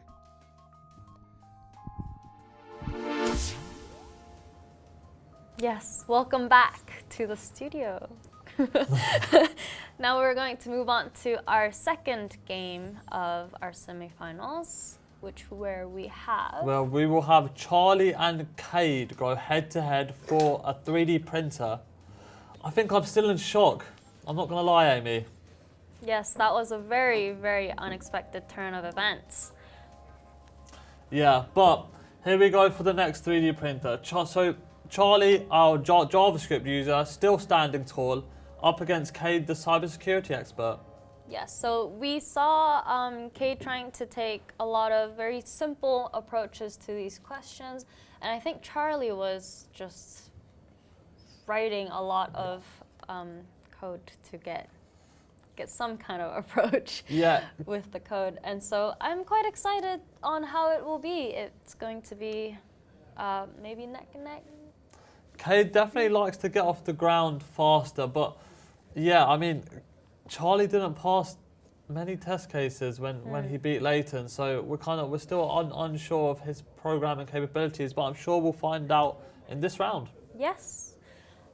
And from what I remember, I think Kade did pass like 14 test cases, which were a lot more than what happened in the other matches that we had previously, with a lot of people not being able to finish their code, or just 0 or 1 test cases passed. So I feel like Kade might be able to take the win for this one. Yeah, I mean, I'm looking forward to it. So we'll hand it over to Josh, who's with our contestants now, live in the studio.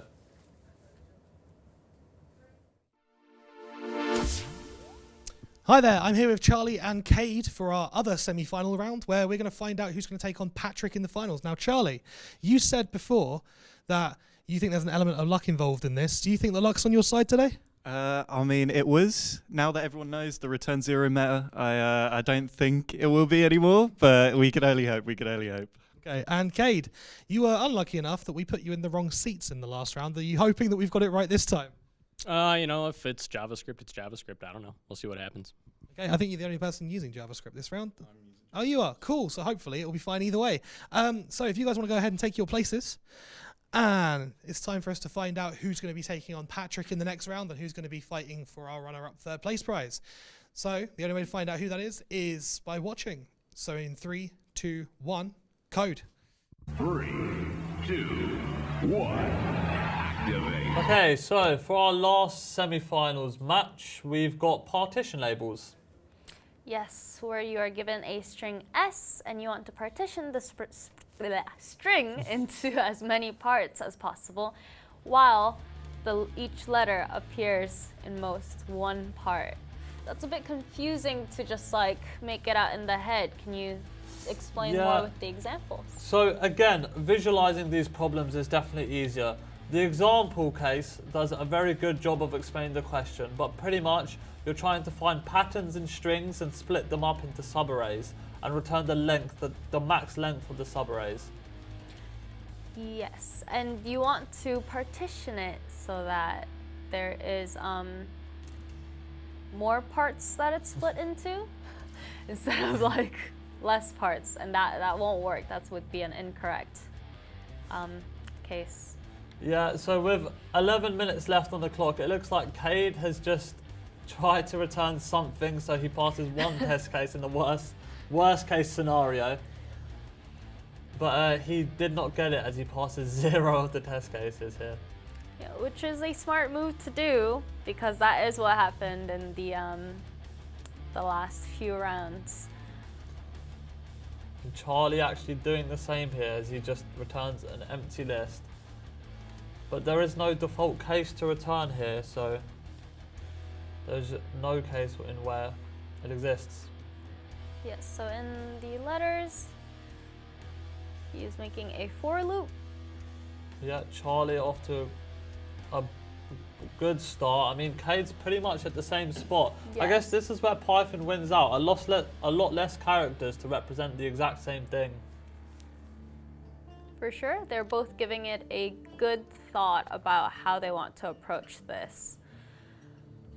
Yeah, they're going neck to neck here. The winner will get a 3D printer, so stakes are quite high this game. I have this feeling that Kade is quite not really nervous about being here. In the interview with Josh too, you know, I noticed that he was very, very chill about it, and he was just not showing any sign of like nervousness. You could almost say that that's his poker face, taking on one of the poker kings, Charlie. Yeah, I guess so, yeah. Yeah, so whilst both of our contestants are having a think, don't forget that there are still £10 Amazon vouchers up for grabs if you go to our YouTube chat to ask a question. Yes, make sure to throw in a very, very interesting question for our finalists that we will also announce the winners to in our next break. Yes. So a nested for loop here from Kade. Looks like Charlie's using an if statement to check for duplicate letters, I believe. Yes, if letters doesn't contain, then push it to a separate array perhaps. Charlie also using a for loop, but it's not nested here. Kade actually removing his nested for loop to just have a single for loop. Yes. Charlie seems to be putting down a lot more lines of code on the screen itself. I'm hoping that Kade will be able to come up with a solution. I'd really like to see how he wants to work this question out. I really want to see a solution that he comes up with. Yeah, with just over 8 minutes left, our cybersecurity expert is not thinking of any hacky solutions. He's definitely taking his time to properly think this one out. Wonder what he's thinking of. I wonder what's going on in his brain as well. He doesn't seem nervous at all. Charlie, on the other hand, definitely typing quite a lot here. Yes, so the first index, Perhaps Charlie might have seen a type of this style question before. Maybe that's why he's got a good grip on kind of what to do here.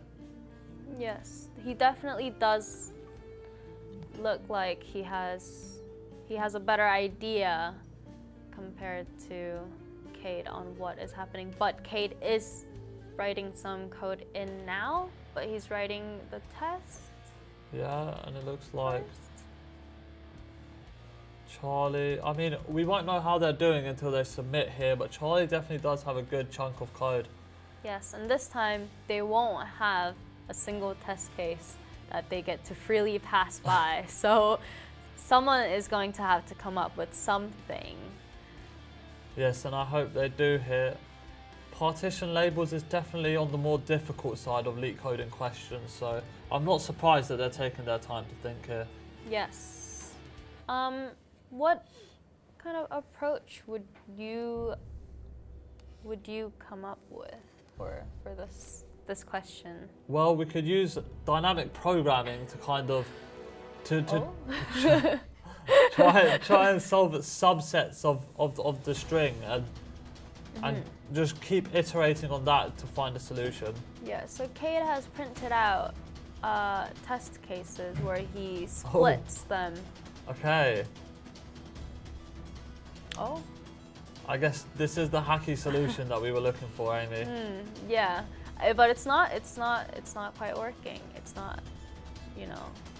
There's 6 minutes left here. I don't think it will pass any of the cases yet because the output. Oh, yeah, because it would be a list of integers representing the size of those parts, so it'd be very hard to. Oh, he just wants to return. He wants to. He wants to get one test case through. Oh, and he go. did. He has brute forced him way to copy and paste the test case. Yeah, he has. Okay. That is a Wow. hacky way to get through it. He saw the example test case and he has just returned it to get it out of the way, which gets him a lead against Charlie, which is crazy. That's insane. Wow. I wouldn't have thought of that, honestly. Definitely thinking outside of the box here as he. Oh, and now he's deleted his code and now it's back to actually trying to solve the problem at hand. Yeah, I mean, that's all he has going for him right now, while Charlie's still trying to figure the question out instead of taking any of those side routes. Charlie those shortcuts. Not submitting his code here, so I'm unsure if he knows he's on the right track since he hasn't submitted anything. Well, kudos to Charlie for still trying to really solve the problem. Yeah, it's definitely a difficult problem with 4 minutes and 18 seconds left. I guess Kade takes the lead. Yeah. I think he came back to the test code that he had earlier, and I don't think he can think of much a better way to go about it. Okay, he's got a different for loop in now. Yeah, but it looks like Charlie is on his 4th or 5th for loop here. Definitely making good progress, but I'm not sure if it's in the right direction. We'll be unsure until he submits his code and we see how many test cases he passes. Yes. 3.5 minutes left here. Don't forget that you can still win a £10 Amazon gift voucher by going over to our YouTube and asking the most interesting question you can to our contestants. Right. I'm really hoping that Charlie runs the test cases soon, or runs his code soon. Quite excited to see what it will give us. Yeah, it would be really tragic here if Charlie coded for the last 10 minutes and he doesn't pass any test cases, which would almost mean that his efforts are in vain as Kade kind of finds the out-of-the-box solution. But it can happen. It can definitely happen. So Kade has more code on his screen. IDE. Yeah, on his screen. Wants to find I. Yeah, it looks like just a few lines of code here coming in from Kade. I'm not quite sure what he's fishing for, but I feel like he's just trying to find some sort of hacky solution where he might pass a few more test cases, but he's not really trying to find the algorithmic solution. Yeah. I feel like he also really enjoys these like very simple few lines of coding kind of kind of solutions, while Charlie just goes all out. I mean, it's also the difference of the languages as well, but... Yeah, it definitely looks like... But Charlie is writing more here. Even if it was in Python, he would have a fair chunk of code, and it looks like he's got a compilation error down at line 3. Okay, Kade seems to be back to thinking, back to rubber duck debugging. Yes, he has just... Oh, and yep. there it is. It looks like he's deleting his code and going back to square zero with only 1 minute and 36 seconds left on the clock. Okay. I don't know if that's Kade's way of asking for help. Yeah, Kade defining a help method now to try and find some help. Yeah, so I feel like if you can keep track of all the letters, well, one way I would go about this is if you can keep track of all the letters.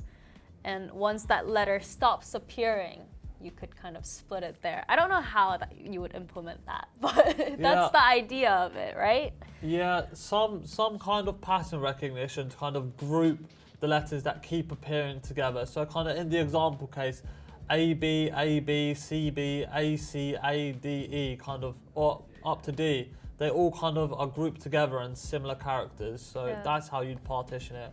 Still, this very difficult question. 30 seconds left on the clock. Charlie does not have any test cases passed. Kade has a record of 1, but right now his code is non-existent, Amy. Is non-existent. Yeah, as he deletes it again to start completely fresh with only 16 seconds left on the clock. I mean, look, for our second semi-finals game, it's been absolutely unexpected. Yes, I feel like the questions left. Were just way too difficult for Charlie, you need to submit something. 2, 1. Oh, no. Charlie. Oh, and Kade takes the win for this round. Props to him though for getting that very creative way of testing, not testing, but passing one test case. That was really out of the box, and I guess that won him the round, honestly. Yeah, I mean, that was super unexpected, but you know, as I said earlier, expect the unexpected. He'll be walking away with a 3D printer, and he'll have a spot in our grand finals. Yes, but we'll see Charlie again in our 3rd place match for the Hacker DVD. Yes, we hope that he actually will submit code this time.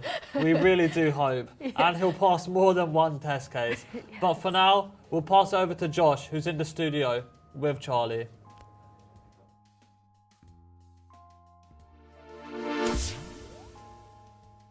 Hi there, I'm here with Charlie now. Charlie, what do you think went wrong there? Well, I don't know what went right, and I don't know where I was going, so some might say I don't know what went wrong. I don't know, to be honest. I think maybe you were relying too much on that luck you mentioned earlier. Yeah, you know, I kind of ran out like the time, so who knows. I tried the 0, didn't. Nothing was 0. Nothing was the length, you know. Yeah. It's weird. Okay. I was about to ask something. I've forgotten what it was. That was it. It was so painful when I saw the error come up that was letters.contains doesn't exist. The confusing char arrays and strings there. Is that what you did? Yeah, so arrays have includes, strings have contains, or the other way around. It always comes up and you just swap the two and find out. I mean, that's JavaScript for you. Yeah, it's always a funny language, JavaScript. Now, you're not going anywhere right now because we are about to go straight onto our 3rd place decider, which means you're going to be right here. And we're going to briefly join Amy and Adnan before coming back to that.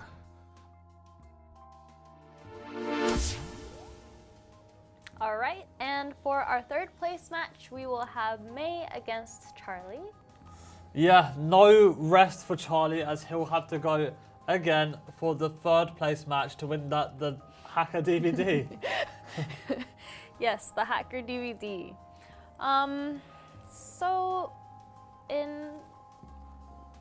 Yeah, so I mean, May will have one more chance to kind of show off her programming skills. She's definitely been a hyped contestant. I really hope that she kind of calms her nerves and manages to take next round. She's my prediction to win here. Yes, Charlie always gives it his best when he is coding, and he always tries to think of a solution. So I'm definitely rooting for Charlie here, but I also really want May to show off her skills because we all know that she's very talented with her lead coding skills. Yeah.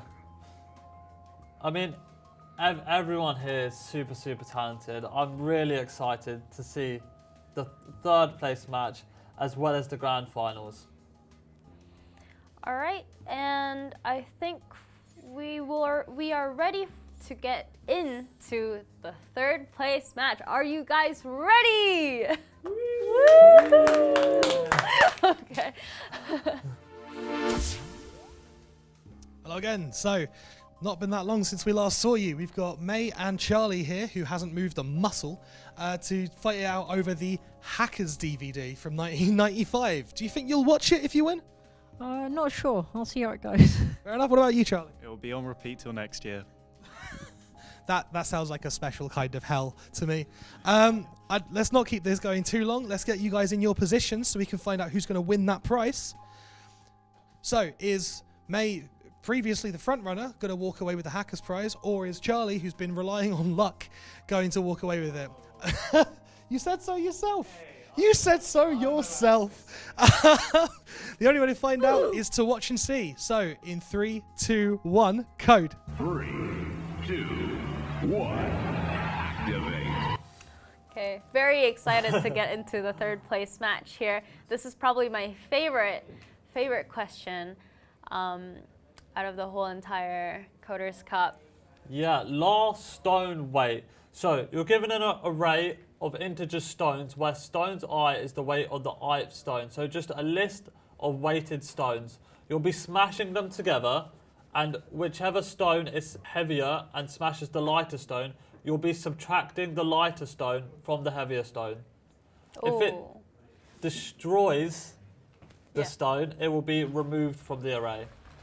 Yeah, so the description's very, very long, and with visualization, it's a lot easier to understand what is going on. So you would have 2 stones, and if you smash them into each other and they're the same weight, then they both get destroyed. But if one is bigger than the other one, for example, you have 8 and 5, and if you smash them together, you would get 3. Yeah. The example does a really good test case here where they keep smashing each other. Well, the stones keep smashing together to the point where the output is 1. Yes, and if there's 1 stone left, then you return how big or the weight of that stone. And if there are no stones left, so for example, you have 1, 1, and then you get 0, you would return 0. Yeah, so both kind of having a similar approach here of sorting the list of weighted stones. Mm-hmm. This looks like they both have a good understanding of what to do here. For now. And Charlie has passed one test case with that return 0 statement. So it's not luck anymore, it's skill. Charlie has done it almost 3 rounds in a row. Not the previous round, but he's managed to return 0 to pick up one of the test cases. Yes. Definitely a move to... It's a go-to move for a lot of the contestants here.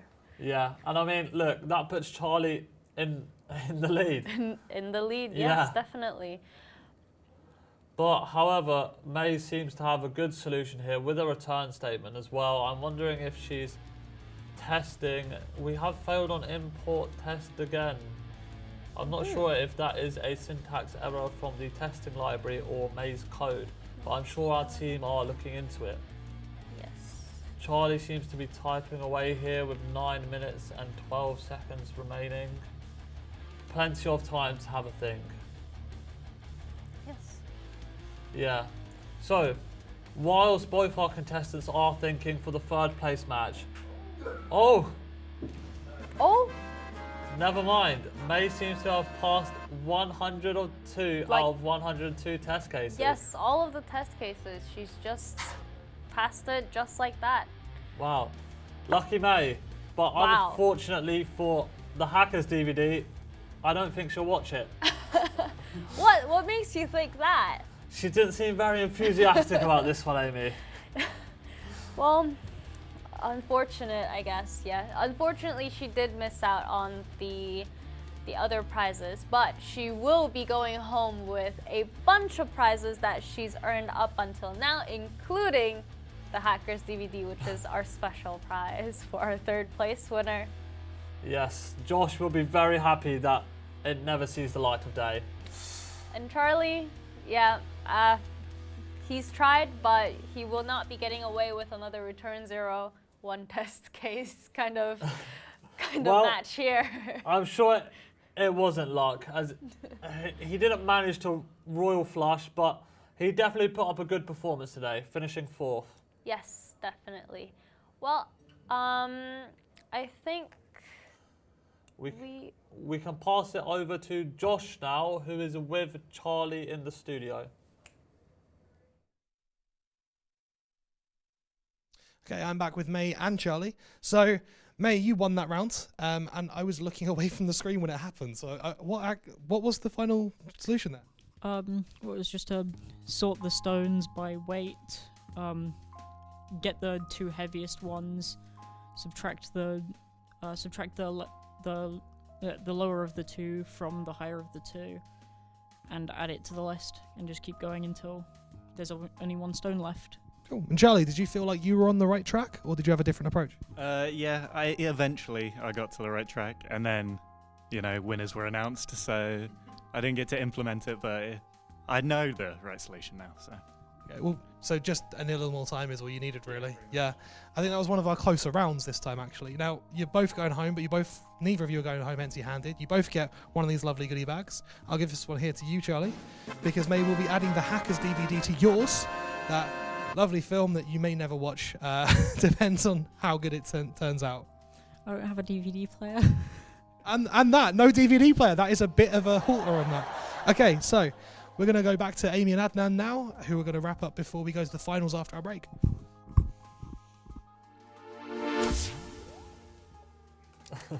Right, we all know what you're excited for, but before we get to the finals, let's take a quick break. Stay tuned though, because when we come back, we'll get to witness who becomes the best programmer here at Sussex and become the Coders Cup champion. Also, after the break, we will be revealing the winners of the question giveaway. We'll see you soon.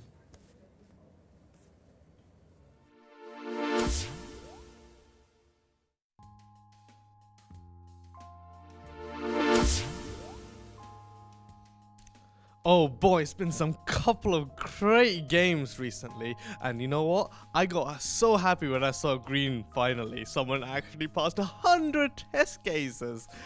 But we have actually chosen the questions, the Q&A from the last giveaway.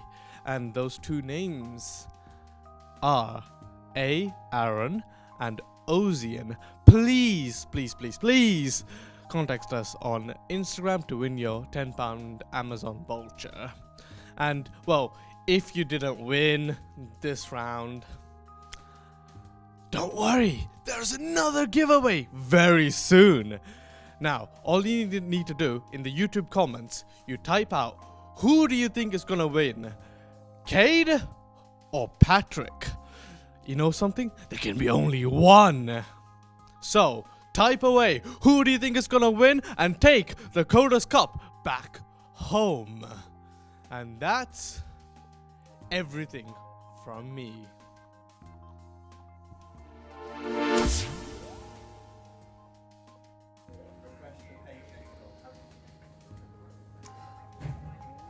Welcome back to the Coders Cup 2023. Yes, let's take another look at the brackets and see who is still in the running. So, before the break, we saw Kade actually cheese Charlie for a victory. And we also got to see Patrick beat May, who got to take home the 3D printer. But that's not all. May also managed to get 3rd place, beating Charlie and passing all of the test cases. Yes, taking home the Hacker DVD. But we want to quickly thank our sponsors once again for supporting us in our Coders Cup 2023. Yeah, so founded in 2007, Rittman Mead is the leading data and analytics consultancy firm, also based locally here in Brighton. And Rittman Mead works at major companies around the world, delivering innovative and cost-effective solutions. Yeah, that's right, Amy. If any of that sounds exciting to you at home, Rittman Mead are looking for 2 students to enroll onto their September graduate program. A graduate program? I am interested. Where can I apply? Oh, I'm so glad you asked, Amy. You can send over your CV to info@rittmanmead.com. Now, here's a video showcasing some of the exciting work that goes on at Rittman Mead.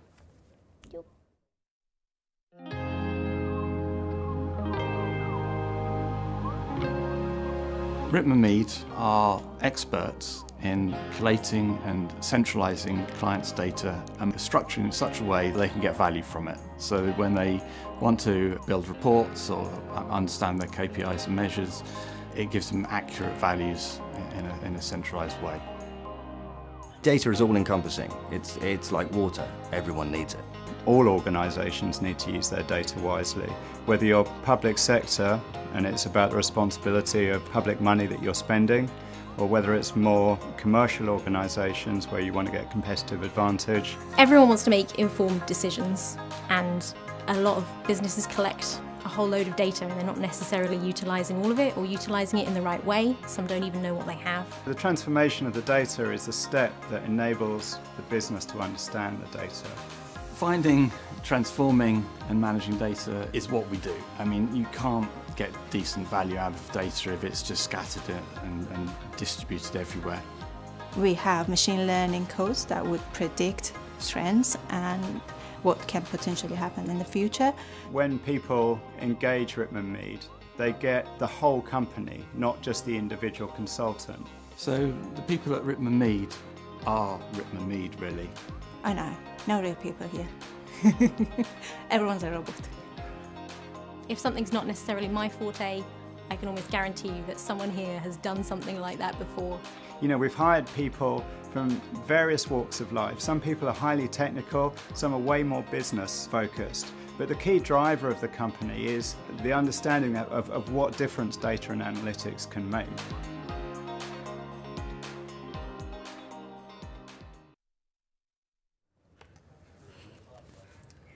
Thanks, Rittman Mead. Right, back to the competition. It's now time for the grand finals. The moment that we've all been waiting for, the moment of truth. So for this year's final showdown, we've decided to put a unique twist on the format. Yes, we call it Programmer Tug of War. Both contestants will be solving 5 problems as fast as they can. Once one of the contestants solves 3 more than the other opponent, they will win automatically. There's no returning 0 here. If there is no clear winner within the time limit, the contestant that has solved the most problems until the end of the round wins. If the tug of war is dead even at the end of the time limit, then the contestant that solves the last remaining question the fastest wins. Yeah, so predictions for the finals, Amy? I feel like, well, I still want to root for Patrick because he is the one that I was rooting for since the beginning. But Kade did have a very clever way to go around for the test cases, and he might be taking some of the rounds. Yeah, Kade has definitely shown his intelligence here in this performance. He's gone out of the box to solve his problems. He's definitely not returned 0, but he's won a 3D printer by submitting a test case. Yes, which was definitely something very unexpected. I did not think of that at all. And, you know, Patrick is still doing really well and trying really hard, even though sometimes he can't quite get around, the questions because they are very difficult this year. Yeah, and I mean, he's a foundation year student, so he's got a massive way to go. So, for our final match of the Coders Cup 2023, we'll hand it back to Josh, who's in the studio with our finalists. Hi there, I'm here with Patrick and Kade, who are our finalists. You must both be feeling very excited, am I right? Oh yeah, I'm shocked to have got this far. Yeah, I'm pretty happy. Fantastic. Now, this bit's a bit easier for me than it has been so far because you lovely people at home have sent us questions to read out, which I've got right here. So, firstly, let's go with Patrick first. Aaron says, I'm curious about the programming language you chose. Would you mind sharing with us the reasoning behind your choice? Well, I'm a foundation year student, and C and C++ are the languages we've been taught, and they're the ones I'm most familiar with, and fortunately, C++ is known as one of the better competitive languages, so that all worked in my favour. Clearly it's working out for you. And Kade, same question. I'm just comfortable in Python. A lot of the stuff I've been doing recently has been in it, so it's just familiar. Entirely fair. And coming from Ozion, we have the question, are there any projects that you're working on right now? Patrick? Well, I'm working on my end-of-year project, which is going to be a modern text-based adventure with graphics. Nice. And what about you, Kade? I'm doing some neuroevolution for spiking neural networks, so it's some machine learning research. Okay, I'm going to let you guys take your places now if you want to go ahead and sit down, because I don't think we want to keep anyone waiting any longer, because this is our grand final. So, it is time to find out once and for all who is the best coder at Sussex in 3, 2, 1, code. 3, 2, 1, activate. Cool. So for our final game, they'll have half an hour on the clock. Yes, this is going to be a long finals game. So for our first question, we have minimum rounds to complete all tasks. This one's quite easy compared to all the other questions we've encountered before. Yeah, it's definitely more intuitive, a lot easier to visualize. So you're given a list of mainly repeating integers, and you're basically grouping them together in groups of 2 and 3 and eliminating them. Or, if you can't do that, you'll be returning -1. Yes. So for the example that we see here on the screen, there will be 3 2s, 2 3s, and 5 4s. And you can tell that they can be eliminated by removing 3 2s at first, and then the 2 3s second, and then the 3 4s and 2 4s, so that's why the output would be 4. Yeah, since there are 4 kind of sub-arrays of elimination, you could say. And it looks like our contestants have started coding straight away. Yes. Patrick going in for a for loop, and Kade actually going for a while loop. Yeah, for loops or while loops, Amy? Which one's your preference? Well, I personally like for loops because with while, sometimes you just get stuck in this infinite loop, and like I just hate them so much. There's such a pain in the ass to like debug. Well, Kade is an infinite loop of success here as he participates for our final prize, a Nintendo Switch. Yes, but you know what's better than a for loop? Enumerate. Enumerate. Yes, enumerate is definitely better than a for loop.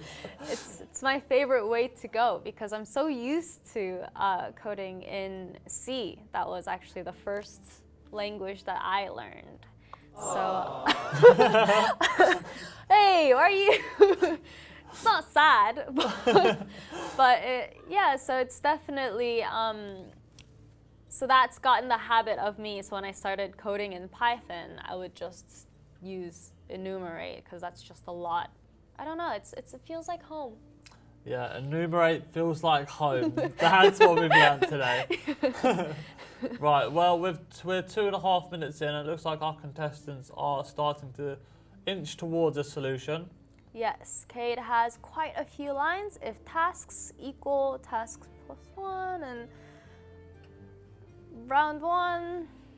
Yeah, rounds 1. It looks like they're just rounds is kind of the elimination I was talking about, kind of the counter of increasing each time you eliminate groups of 2 or 3. Yes. And Okay. Patrick, what is he up to? Oh. Okay, 44 out of 102 test cases. Yes. Patrick taking the lead. Yeah. That's pretty good. That's pretty good for a first For a 3 foundation minutes. year. Yeah, with the Yeah. first 3 minutes of the question.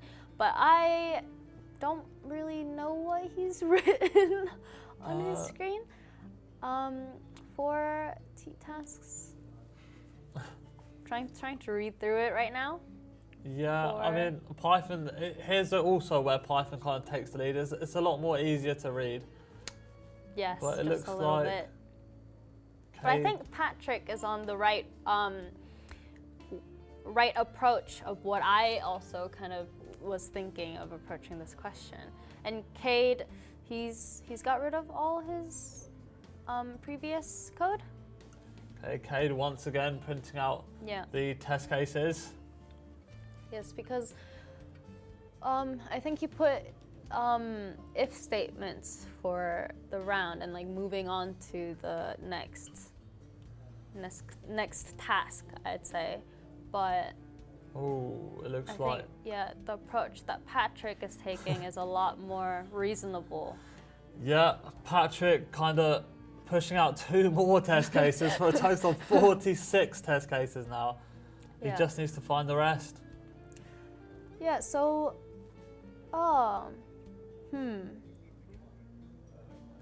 So while our finalists are coding away, let's re-announce the giveaway.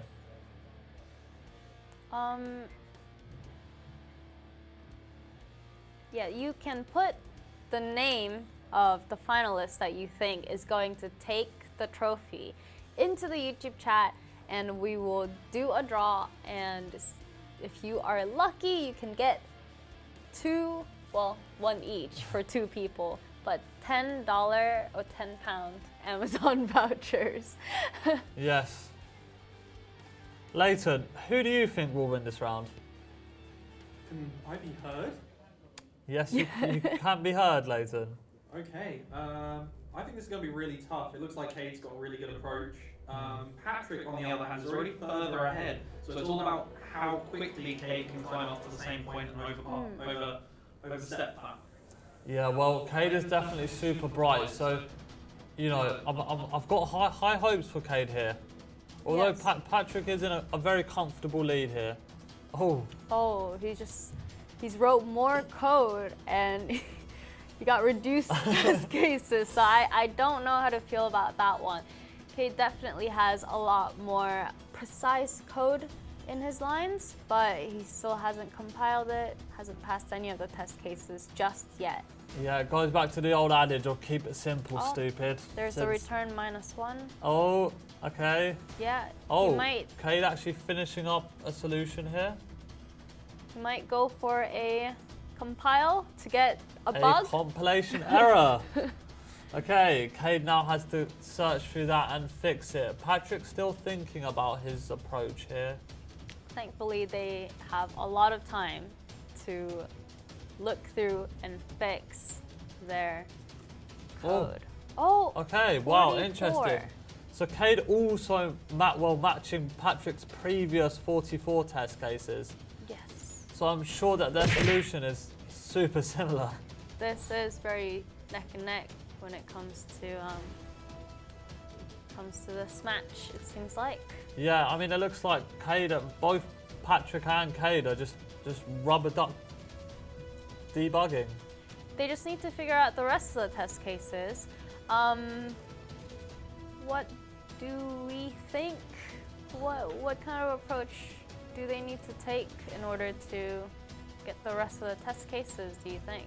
Well, does anyone in the audience have any idea on how to solve this problem? I think Kade's going up. Yeah. What do you think he needs to add? Well, it looks to me like he can complete 3 tasks or 2 tasks. Oh, thank you. It looks to me like he can complete 3 tasks or 2 tasks at once. But right now, he's popping off 2 from the list or 1 from the list, where he should be popping off 3 or 2 respectively. Oh, a major error there. Wow. Very easy to look over. Good Yes. catch, Layton. Very, very good catch. I wonder if he can hear you. Okay, it looks like Patrick's still coding away here. More lines, although the experience has been with Patrick that more lines equals to less test cases passed. Yes, I don't really, I'm not necessarily sure if more lines mean, you know, closer to the answer, closer to the solution here. Because sometimes it just makes your code just blow up and you just have to, start again. That was the case, and well, Patrick's code definitely didn't blow up, but he's taking a step backwards here as he adds a while loop, and he's checking for rounds, I believe. But I think Kade definitely does have the upper hand here if he just recognizes what he has to do.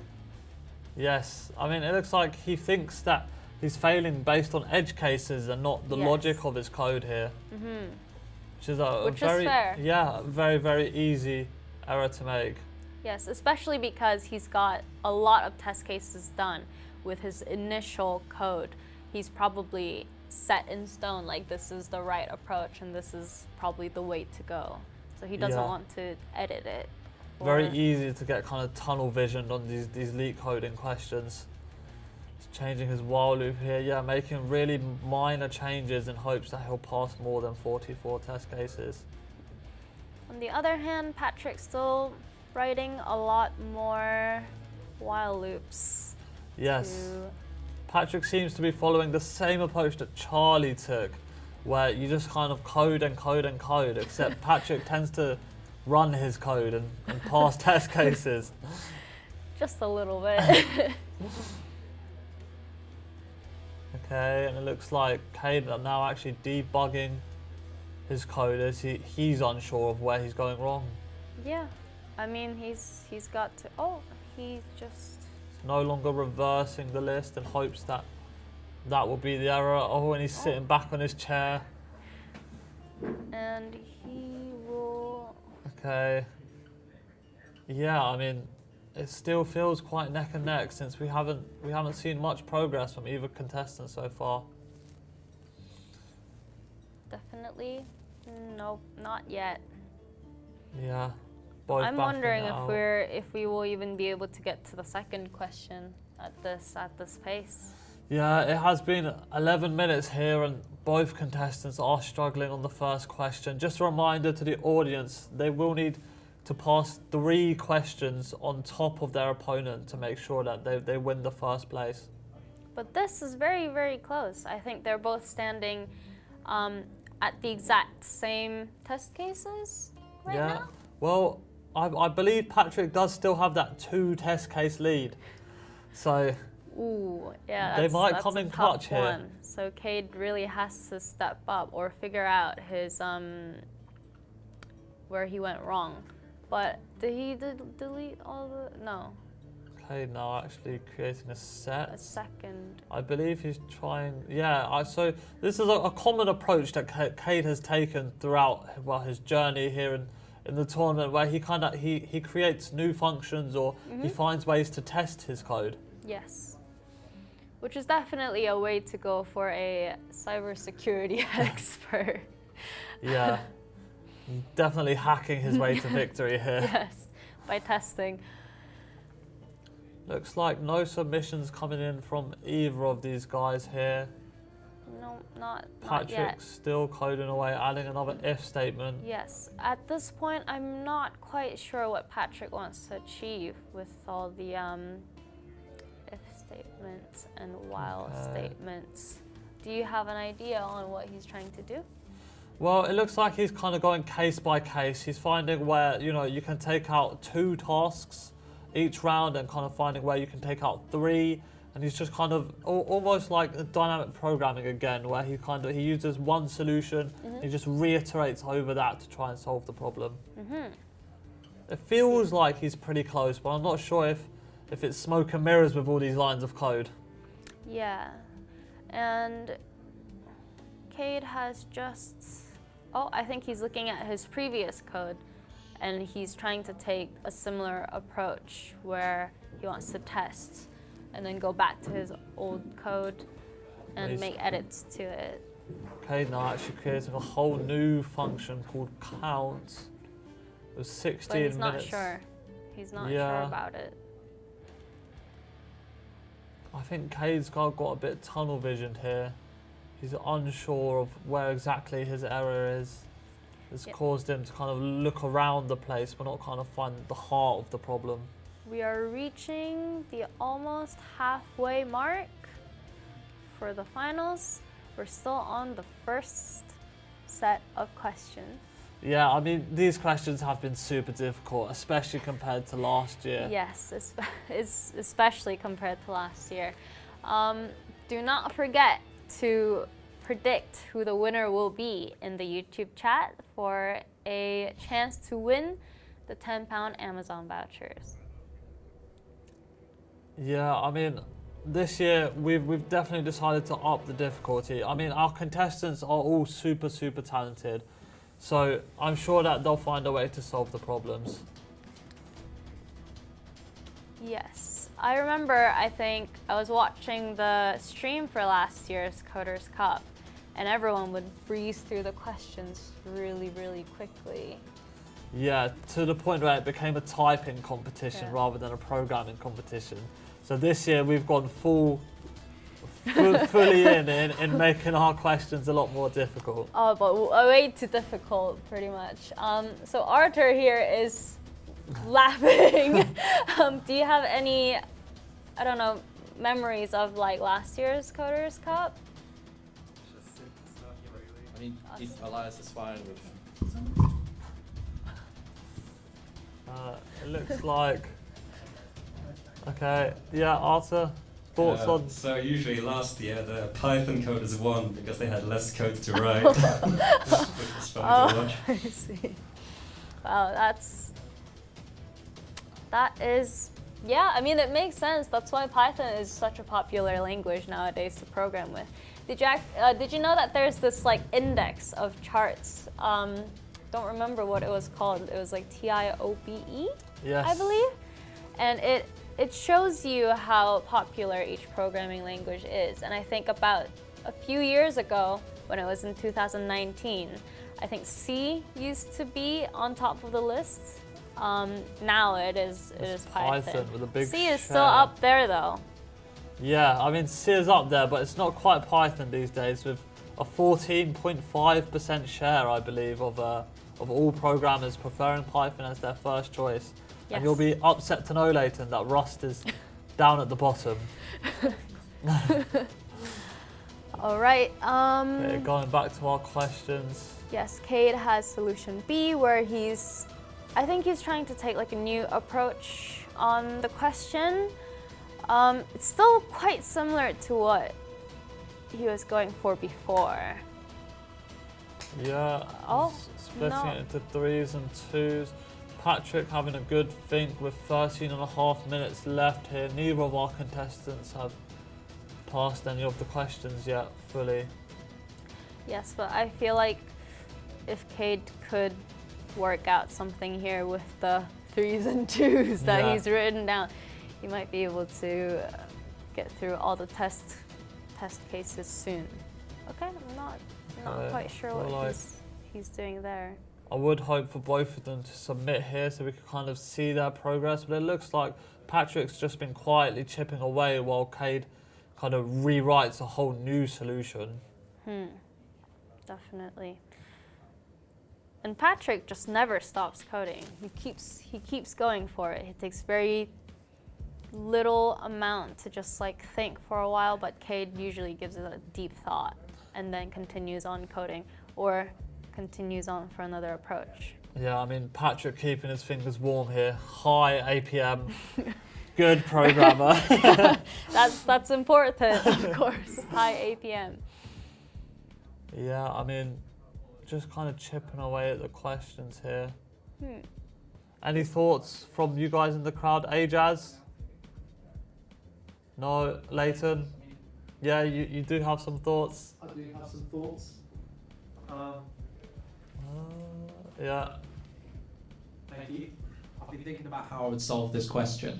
And one thing I've noticed is that if you take out all the triplets, you might end up with now a single value that needed to be paired.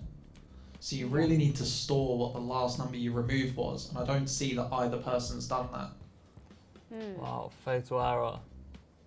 A fatal error. Storing what the last number that we took out was. If you remove a triplet and they're all Yeah. the same number, and then there's one left over that is also the same number, Right, then it you can should just have been add 2 one to how pairs. many groups Yes. you've removed. Yes.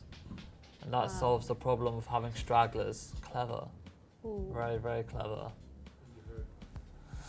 Well, it looks like our contestants haven't managed to figure that one out just yet. Yep, and we're almost reaching the 10-minute mark.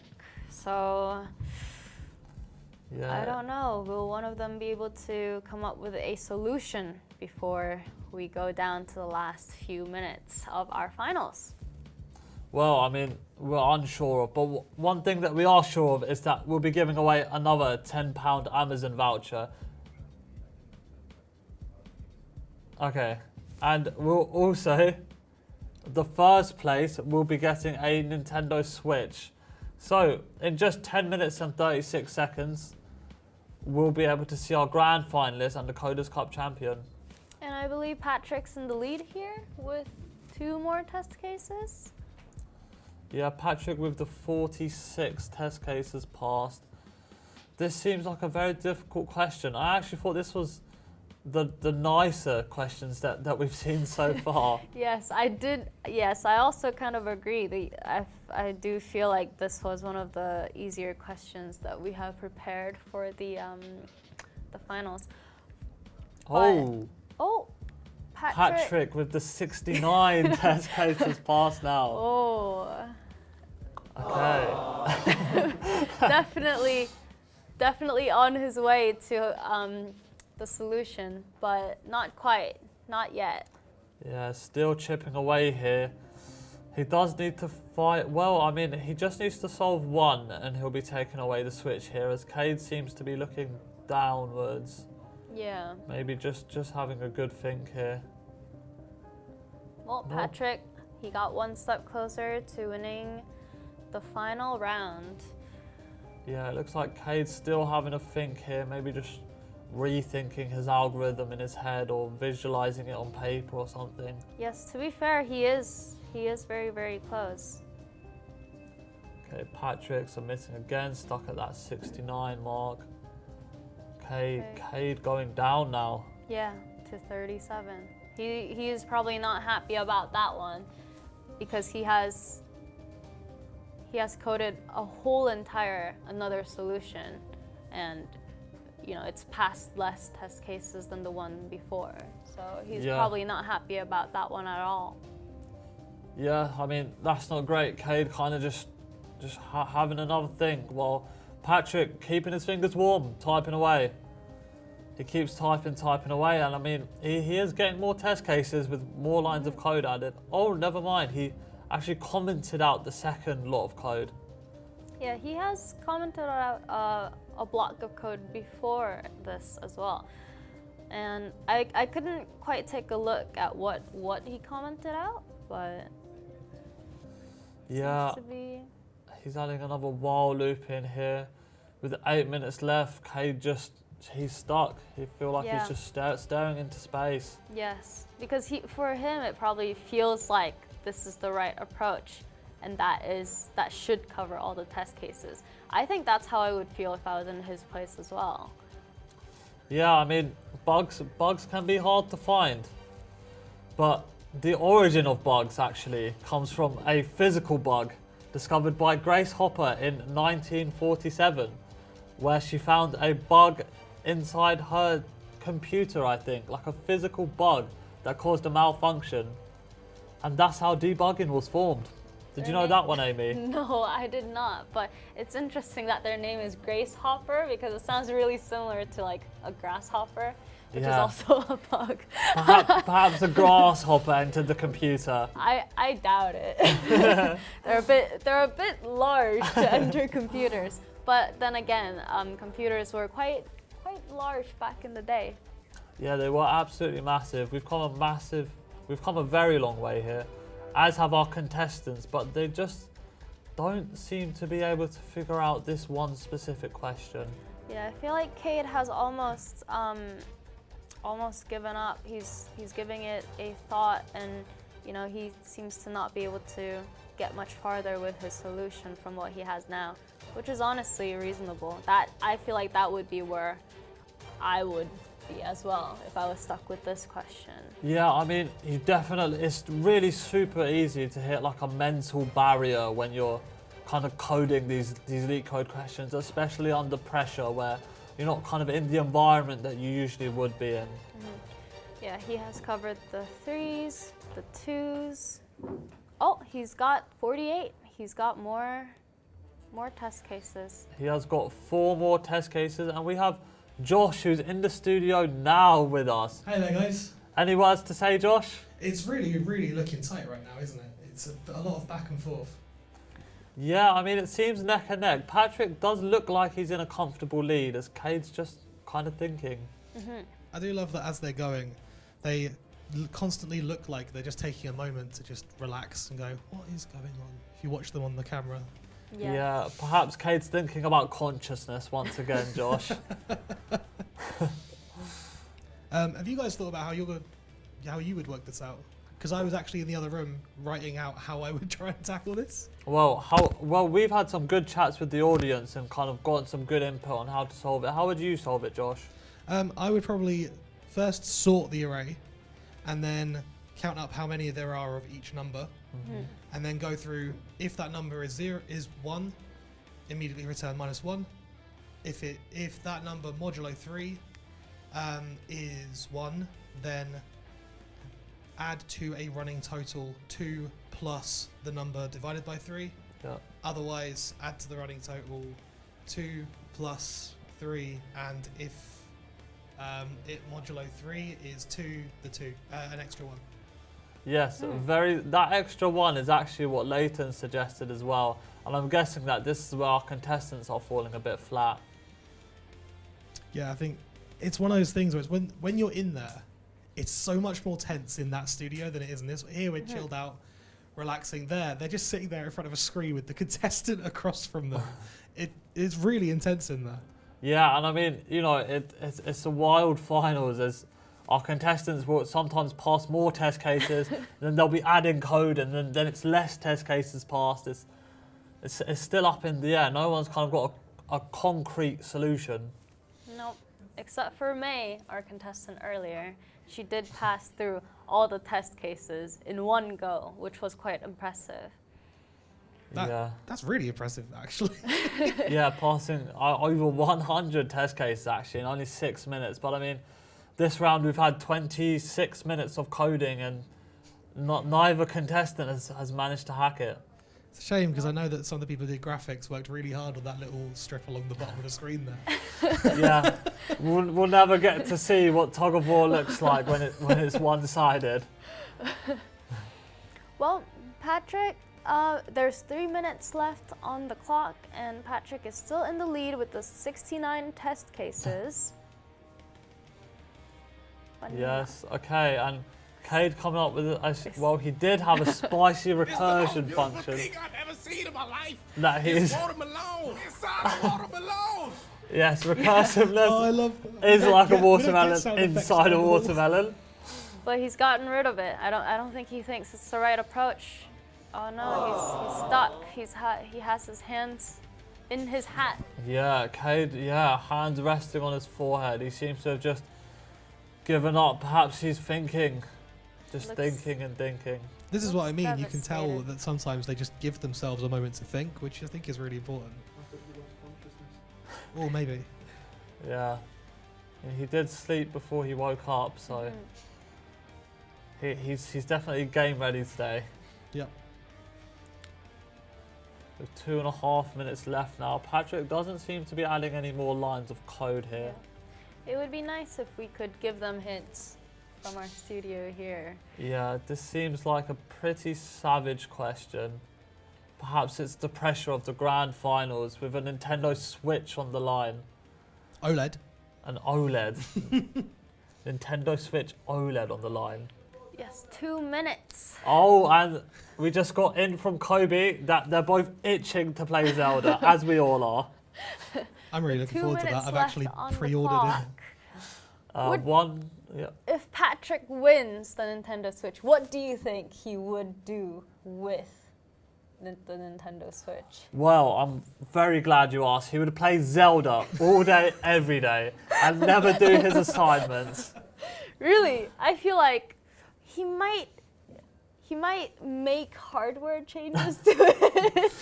He's going to add gas pipes to the Nintendo Switch, you know?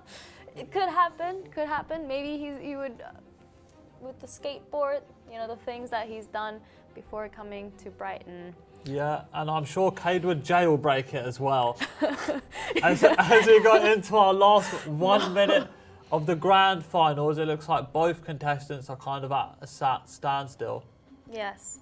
It's really looking like that Patrick will be taking the finals with him unless Kade comes up with something really quickly in the last 40, 30 minutes. Seconds. Could this modulo be the one that pushes Kade in first place? With 36 seconds left. Oh, okay. And Patrick wins. Okay. Looks like Patrick is our grand winner of the Coders Cup. Oh. Okay, well. Yeah, it seems like with 20 seconds left on the clock, and we do have the next question here. Question, yes. Do we want to quickly talk about it? Well, we have 10 seconds, so we'll just do this, and it's a diagonal traverse of a 3x3 grid, or an M by N grid. Where we traverse. 2, 1, and there we go. There we go. Patrick wins the Coders Cup 2023. He is the champion. He is the final winner, and with less than a year of experience with coding. He has 8 months of experience with coding. Yeah. Can you believe that? Yeah, I mean, he's done the foundation year students proud. He's beat absolutely everyone in the tournament. He'll be walking home with this Nintendo Switch OLED. Yeah, wow. Very, very impressed. And, you know, I've rooted for him since the beginning of this tournament, so I'm quite glad that he took the victory on this one. Yeah, well, it was an intense finals. It definitely felt like neck and neck. I feel like Kade will definitely kick himself as he goes home and realizes that it was just an index error that stopped him. Definitely. Yeah. Well, should we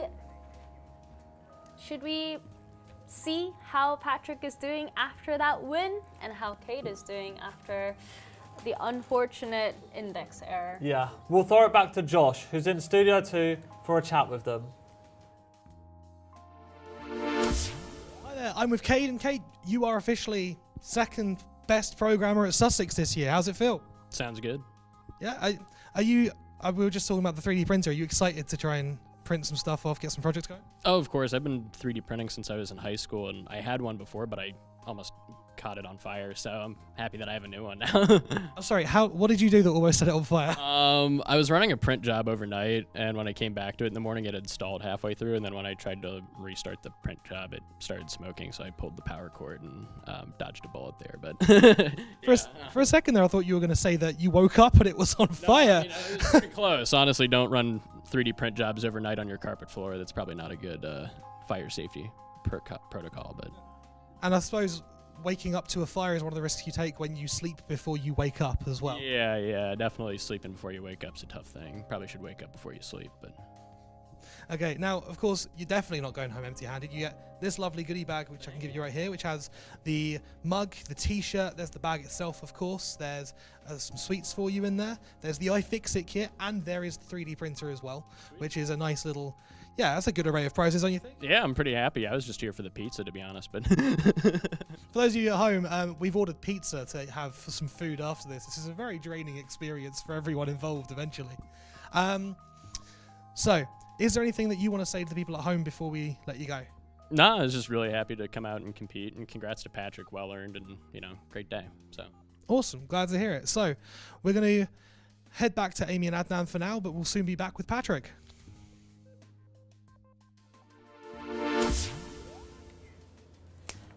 Ooh. Wow. Yeah, I mean, great performance from Kade. He was super intelligent. The way that he fought for his out-of-the-box solution in round 2 was super impressive. Yes, and Patrick, you know, quite unexpected because he didn't have much experience, but definitely he came out on top in the end. Well, as I said at the beginning, expect the unexpected. Patrick will be walking away with the Nintendo Switch OLED, and he'll be the grand champion of this year's Coders Cup 2023. Yes, so if we look at the bracket right here, we started with May and Ollie. Unfortunately, Ollie couldn't be here with us, so May did move on to the semi-finals. Yeah, and then Patrick and Lukas, where Patrick won the robotics wars and ended up going to the semi-finals. Yes, and Layton and Charlie, it was pretty close, but oh, Charlie beat him by 1 test case. And for the final game in the quarterfinals, we'd had Artur and Kade, where Kade came out on top. Yes, and then for the semi-finals match, we had May versus Patrick, where Patrick did win against May, which was actually unexpected and surprised us all. Yeah, a big upset, as in our second semi-finals match, we had Kade versus Charlie, where Kade managed to cheese Charlie out of 1 test case for a victory. Yes, it was a really difficult question for both of them. And honestly, kudos to Charlie for trying, and kudos to Kade for coming up with a creative solution. Yeah. And in our third place match, we had May against Charlie, where May was actually the only contestant that solved all of the test cases for one of the problems. yes, which was insane. I kind of hope to see May program more in the future. Maybe she'll join us for next year's Coders Cup. Yeah, and then for our grand finale, we had Kade and Patrick, who battled it out for 30 minutes to decide who became the champion. It was definitely a tough fight. And Patrick came out on top. So, we'll have a chat with Patrick now, who's in the studio with Josh, for one final chat. We'll see you soon. Hi there, I'm here with Patrick, who is officially the best programmer at Sussex. How does that feel? It's pretty amazing. Hasn't really sunk in. A lot of adrenaline going on right now. Now, when you started off like today, you weren't that confident that you would actually make it very far. You were terrified of going up against May, who wasn't even in the final with you. You didn't seem to think that you were actually going to get that far. How's it feel to actually have got this far? Yeah, really shocked. Feel really good. Yeah. Also, is there any secret to your success? Is there anything in particular that you think you would recommend to people to program as well as you do? Well, I think what I've learned in C++ is a lot of the bare bones of how things like arrays and maps work, and I think that sort of helped me sort of understand little tips and tricks. Okay, so kind of grasp the fundamentals first, effectively. Yeah, I think so. It's nice to know how things work rather than just throwing things at it and seeing that it does work. Okay, cool. And you, of course, have won all of the prizes that we've got, except the DVD. He doesn't get the DVD. Only third place gets the DVD. Other than that, though, you've won the goodie bag and the mug and the sweets and the iFixit kit and the 3D printer and a brand new Switch OLED. What are you looking forward to most in that lot? Well, I wanted a DVD. I wonder if May will trade me. I think for a Switch OLED, most people would trade. I can hope. I will say that DVD is you can buy it on Amazon. It's very, very, very cheap. So if you really want to watch it that bad, you can. It's not the same. It's not the same. Maybe we'll have to set up a finalist viewing party at some point. Now, of course, there is one more thing you get, of course, and that is this fantastic Coders Cup trophy for 2023 is all yours. How's it feel to be holding it? Oh, it's excellent. So many ducks. And before we let you go, is there anything you want to say to the people at home? Yeah. Thank you so much for supporting me, if you did. I know I was the underdog, so anyone bet on me, bringing home big money. I actually think a lot of people did. We'll have to let you go for now. And for the last time tonight, I'm going to give it back to Amy and Adnan. And yeah.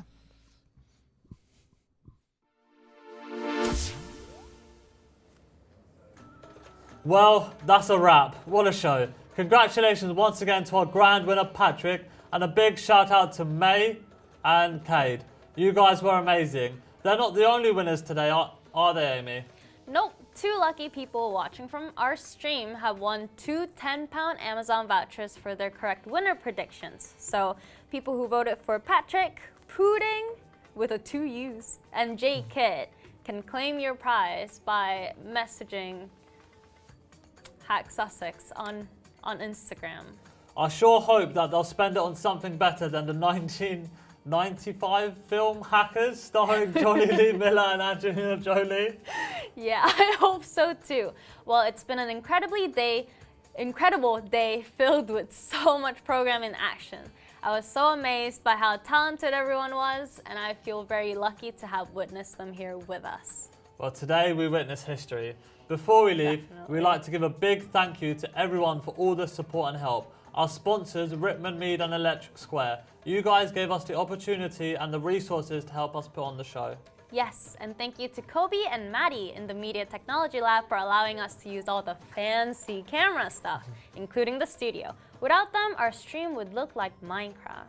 And thank you to everyone behind the scenes for setting up the show and making it run flawlessly. And don't forget the competitors. They performed amazingly today, and without them, this event would not exist. Saving the best till last, as always, thank you to those who are watching the stream. None of this would have been possible without you guys, whether you're watching from home or here with us in the studio. It's going to be goodbye from us for now, but keep watching as we have an important announcement coming up. That's right, we'll hand it over to Josh one last time for this year's Coders Cup 2023. Yes, that's all from us. Goodbye. Have a good one. Hi, I'm Josh, President of HackSussex. This has been a fantastic year for us, and I'm so proud of what our committee has accomplished. Last term, Sussex was a host site for UK IEPC, a qualifying competition for competitive programming on a global stage. We hosted cybersecurity and leak coding workshops that were so popular, we had to find a bigger room for them because the meeting room was too small. We've continued our code socials, experimenting with different special events along the way. We have finally brought back the HackSussex Hackathon, where 133 of you joined us for a weekend of programming, sleep deprivation, and good times. Over half of you that went had never been to a hackathon before, and honestly, the ability and the, more importantly, creativity that I saw over the weekend was inspiring. It still doesn't feel real that we managed to pull that off. Just last month, the Women in STEM event that we hosted in March alongside everyone in engineering, gender representation in computer science, RoboGals and Data Science Society won the Collaboration of the Year award at this year's Student Awards for the 2nd year in a row.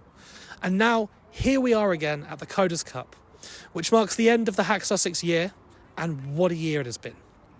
I am so proud to have been part of it, and so grateful to my committee for being there with me, to our volunteers and our department for being so helpful along the way, and to our sponsors who made tonight and our hackathon possible. But most of all, to all of you. Everything we do with this society is for you. Without all of you, there is no HackSussex. So, from the bottom of my heart, thank you for making this year for us. Now, with the new year closing, we have a new president coming in, and so the time has come for me to introduce our new president, Mr. Jack Speat. Thank you, Josh. As Josh said, it's been a great year to be involved in HackSussex. I hope you've all enjoyed our events as much as we've enjoyed hosting them. I'd just like to give a special thank you to the current committee for all of their hard work, as well as the new committee for volunteering their time to help improve HackSussex. Planning for next year's events are already in the works, so clear your schedules and keep your eyes peeled. Expect bigger events, better prizes, and more exciting collaborations. Thank you.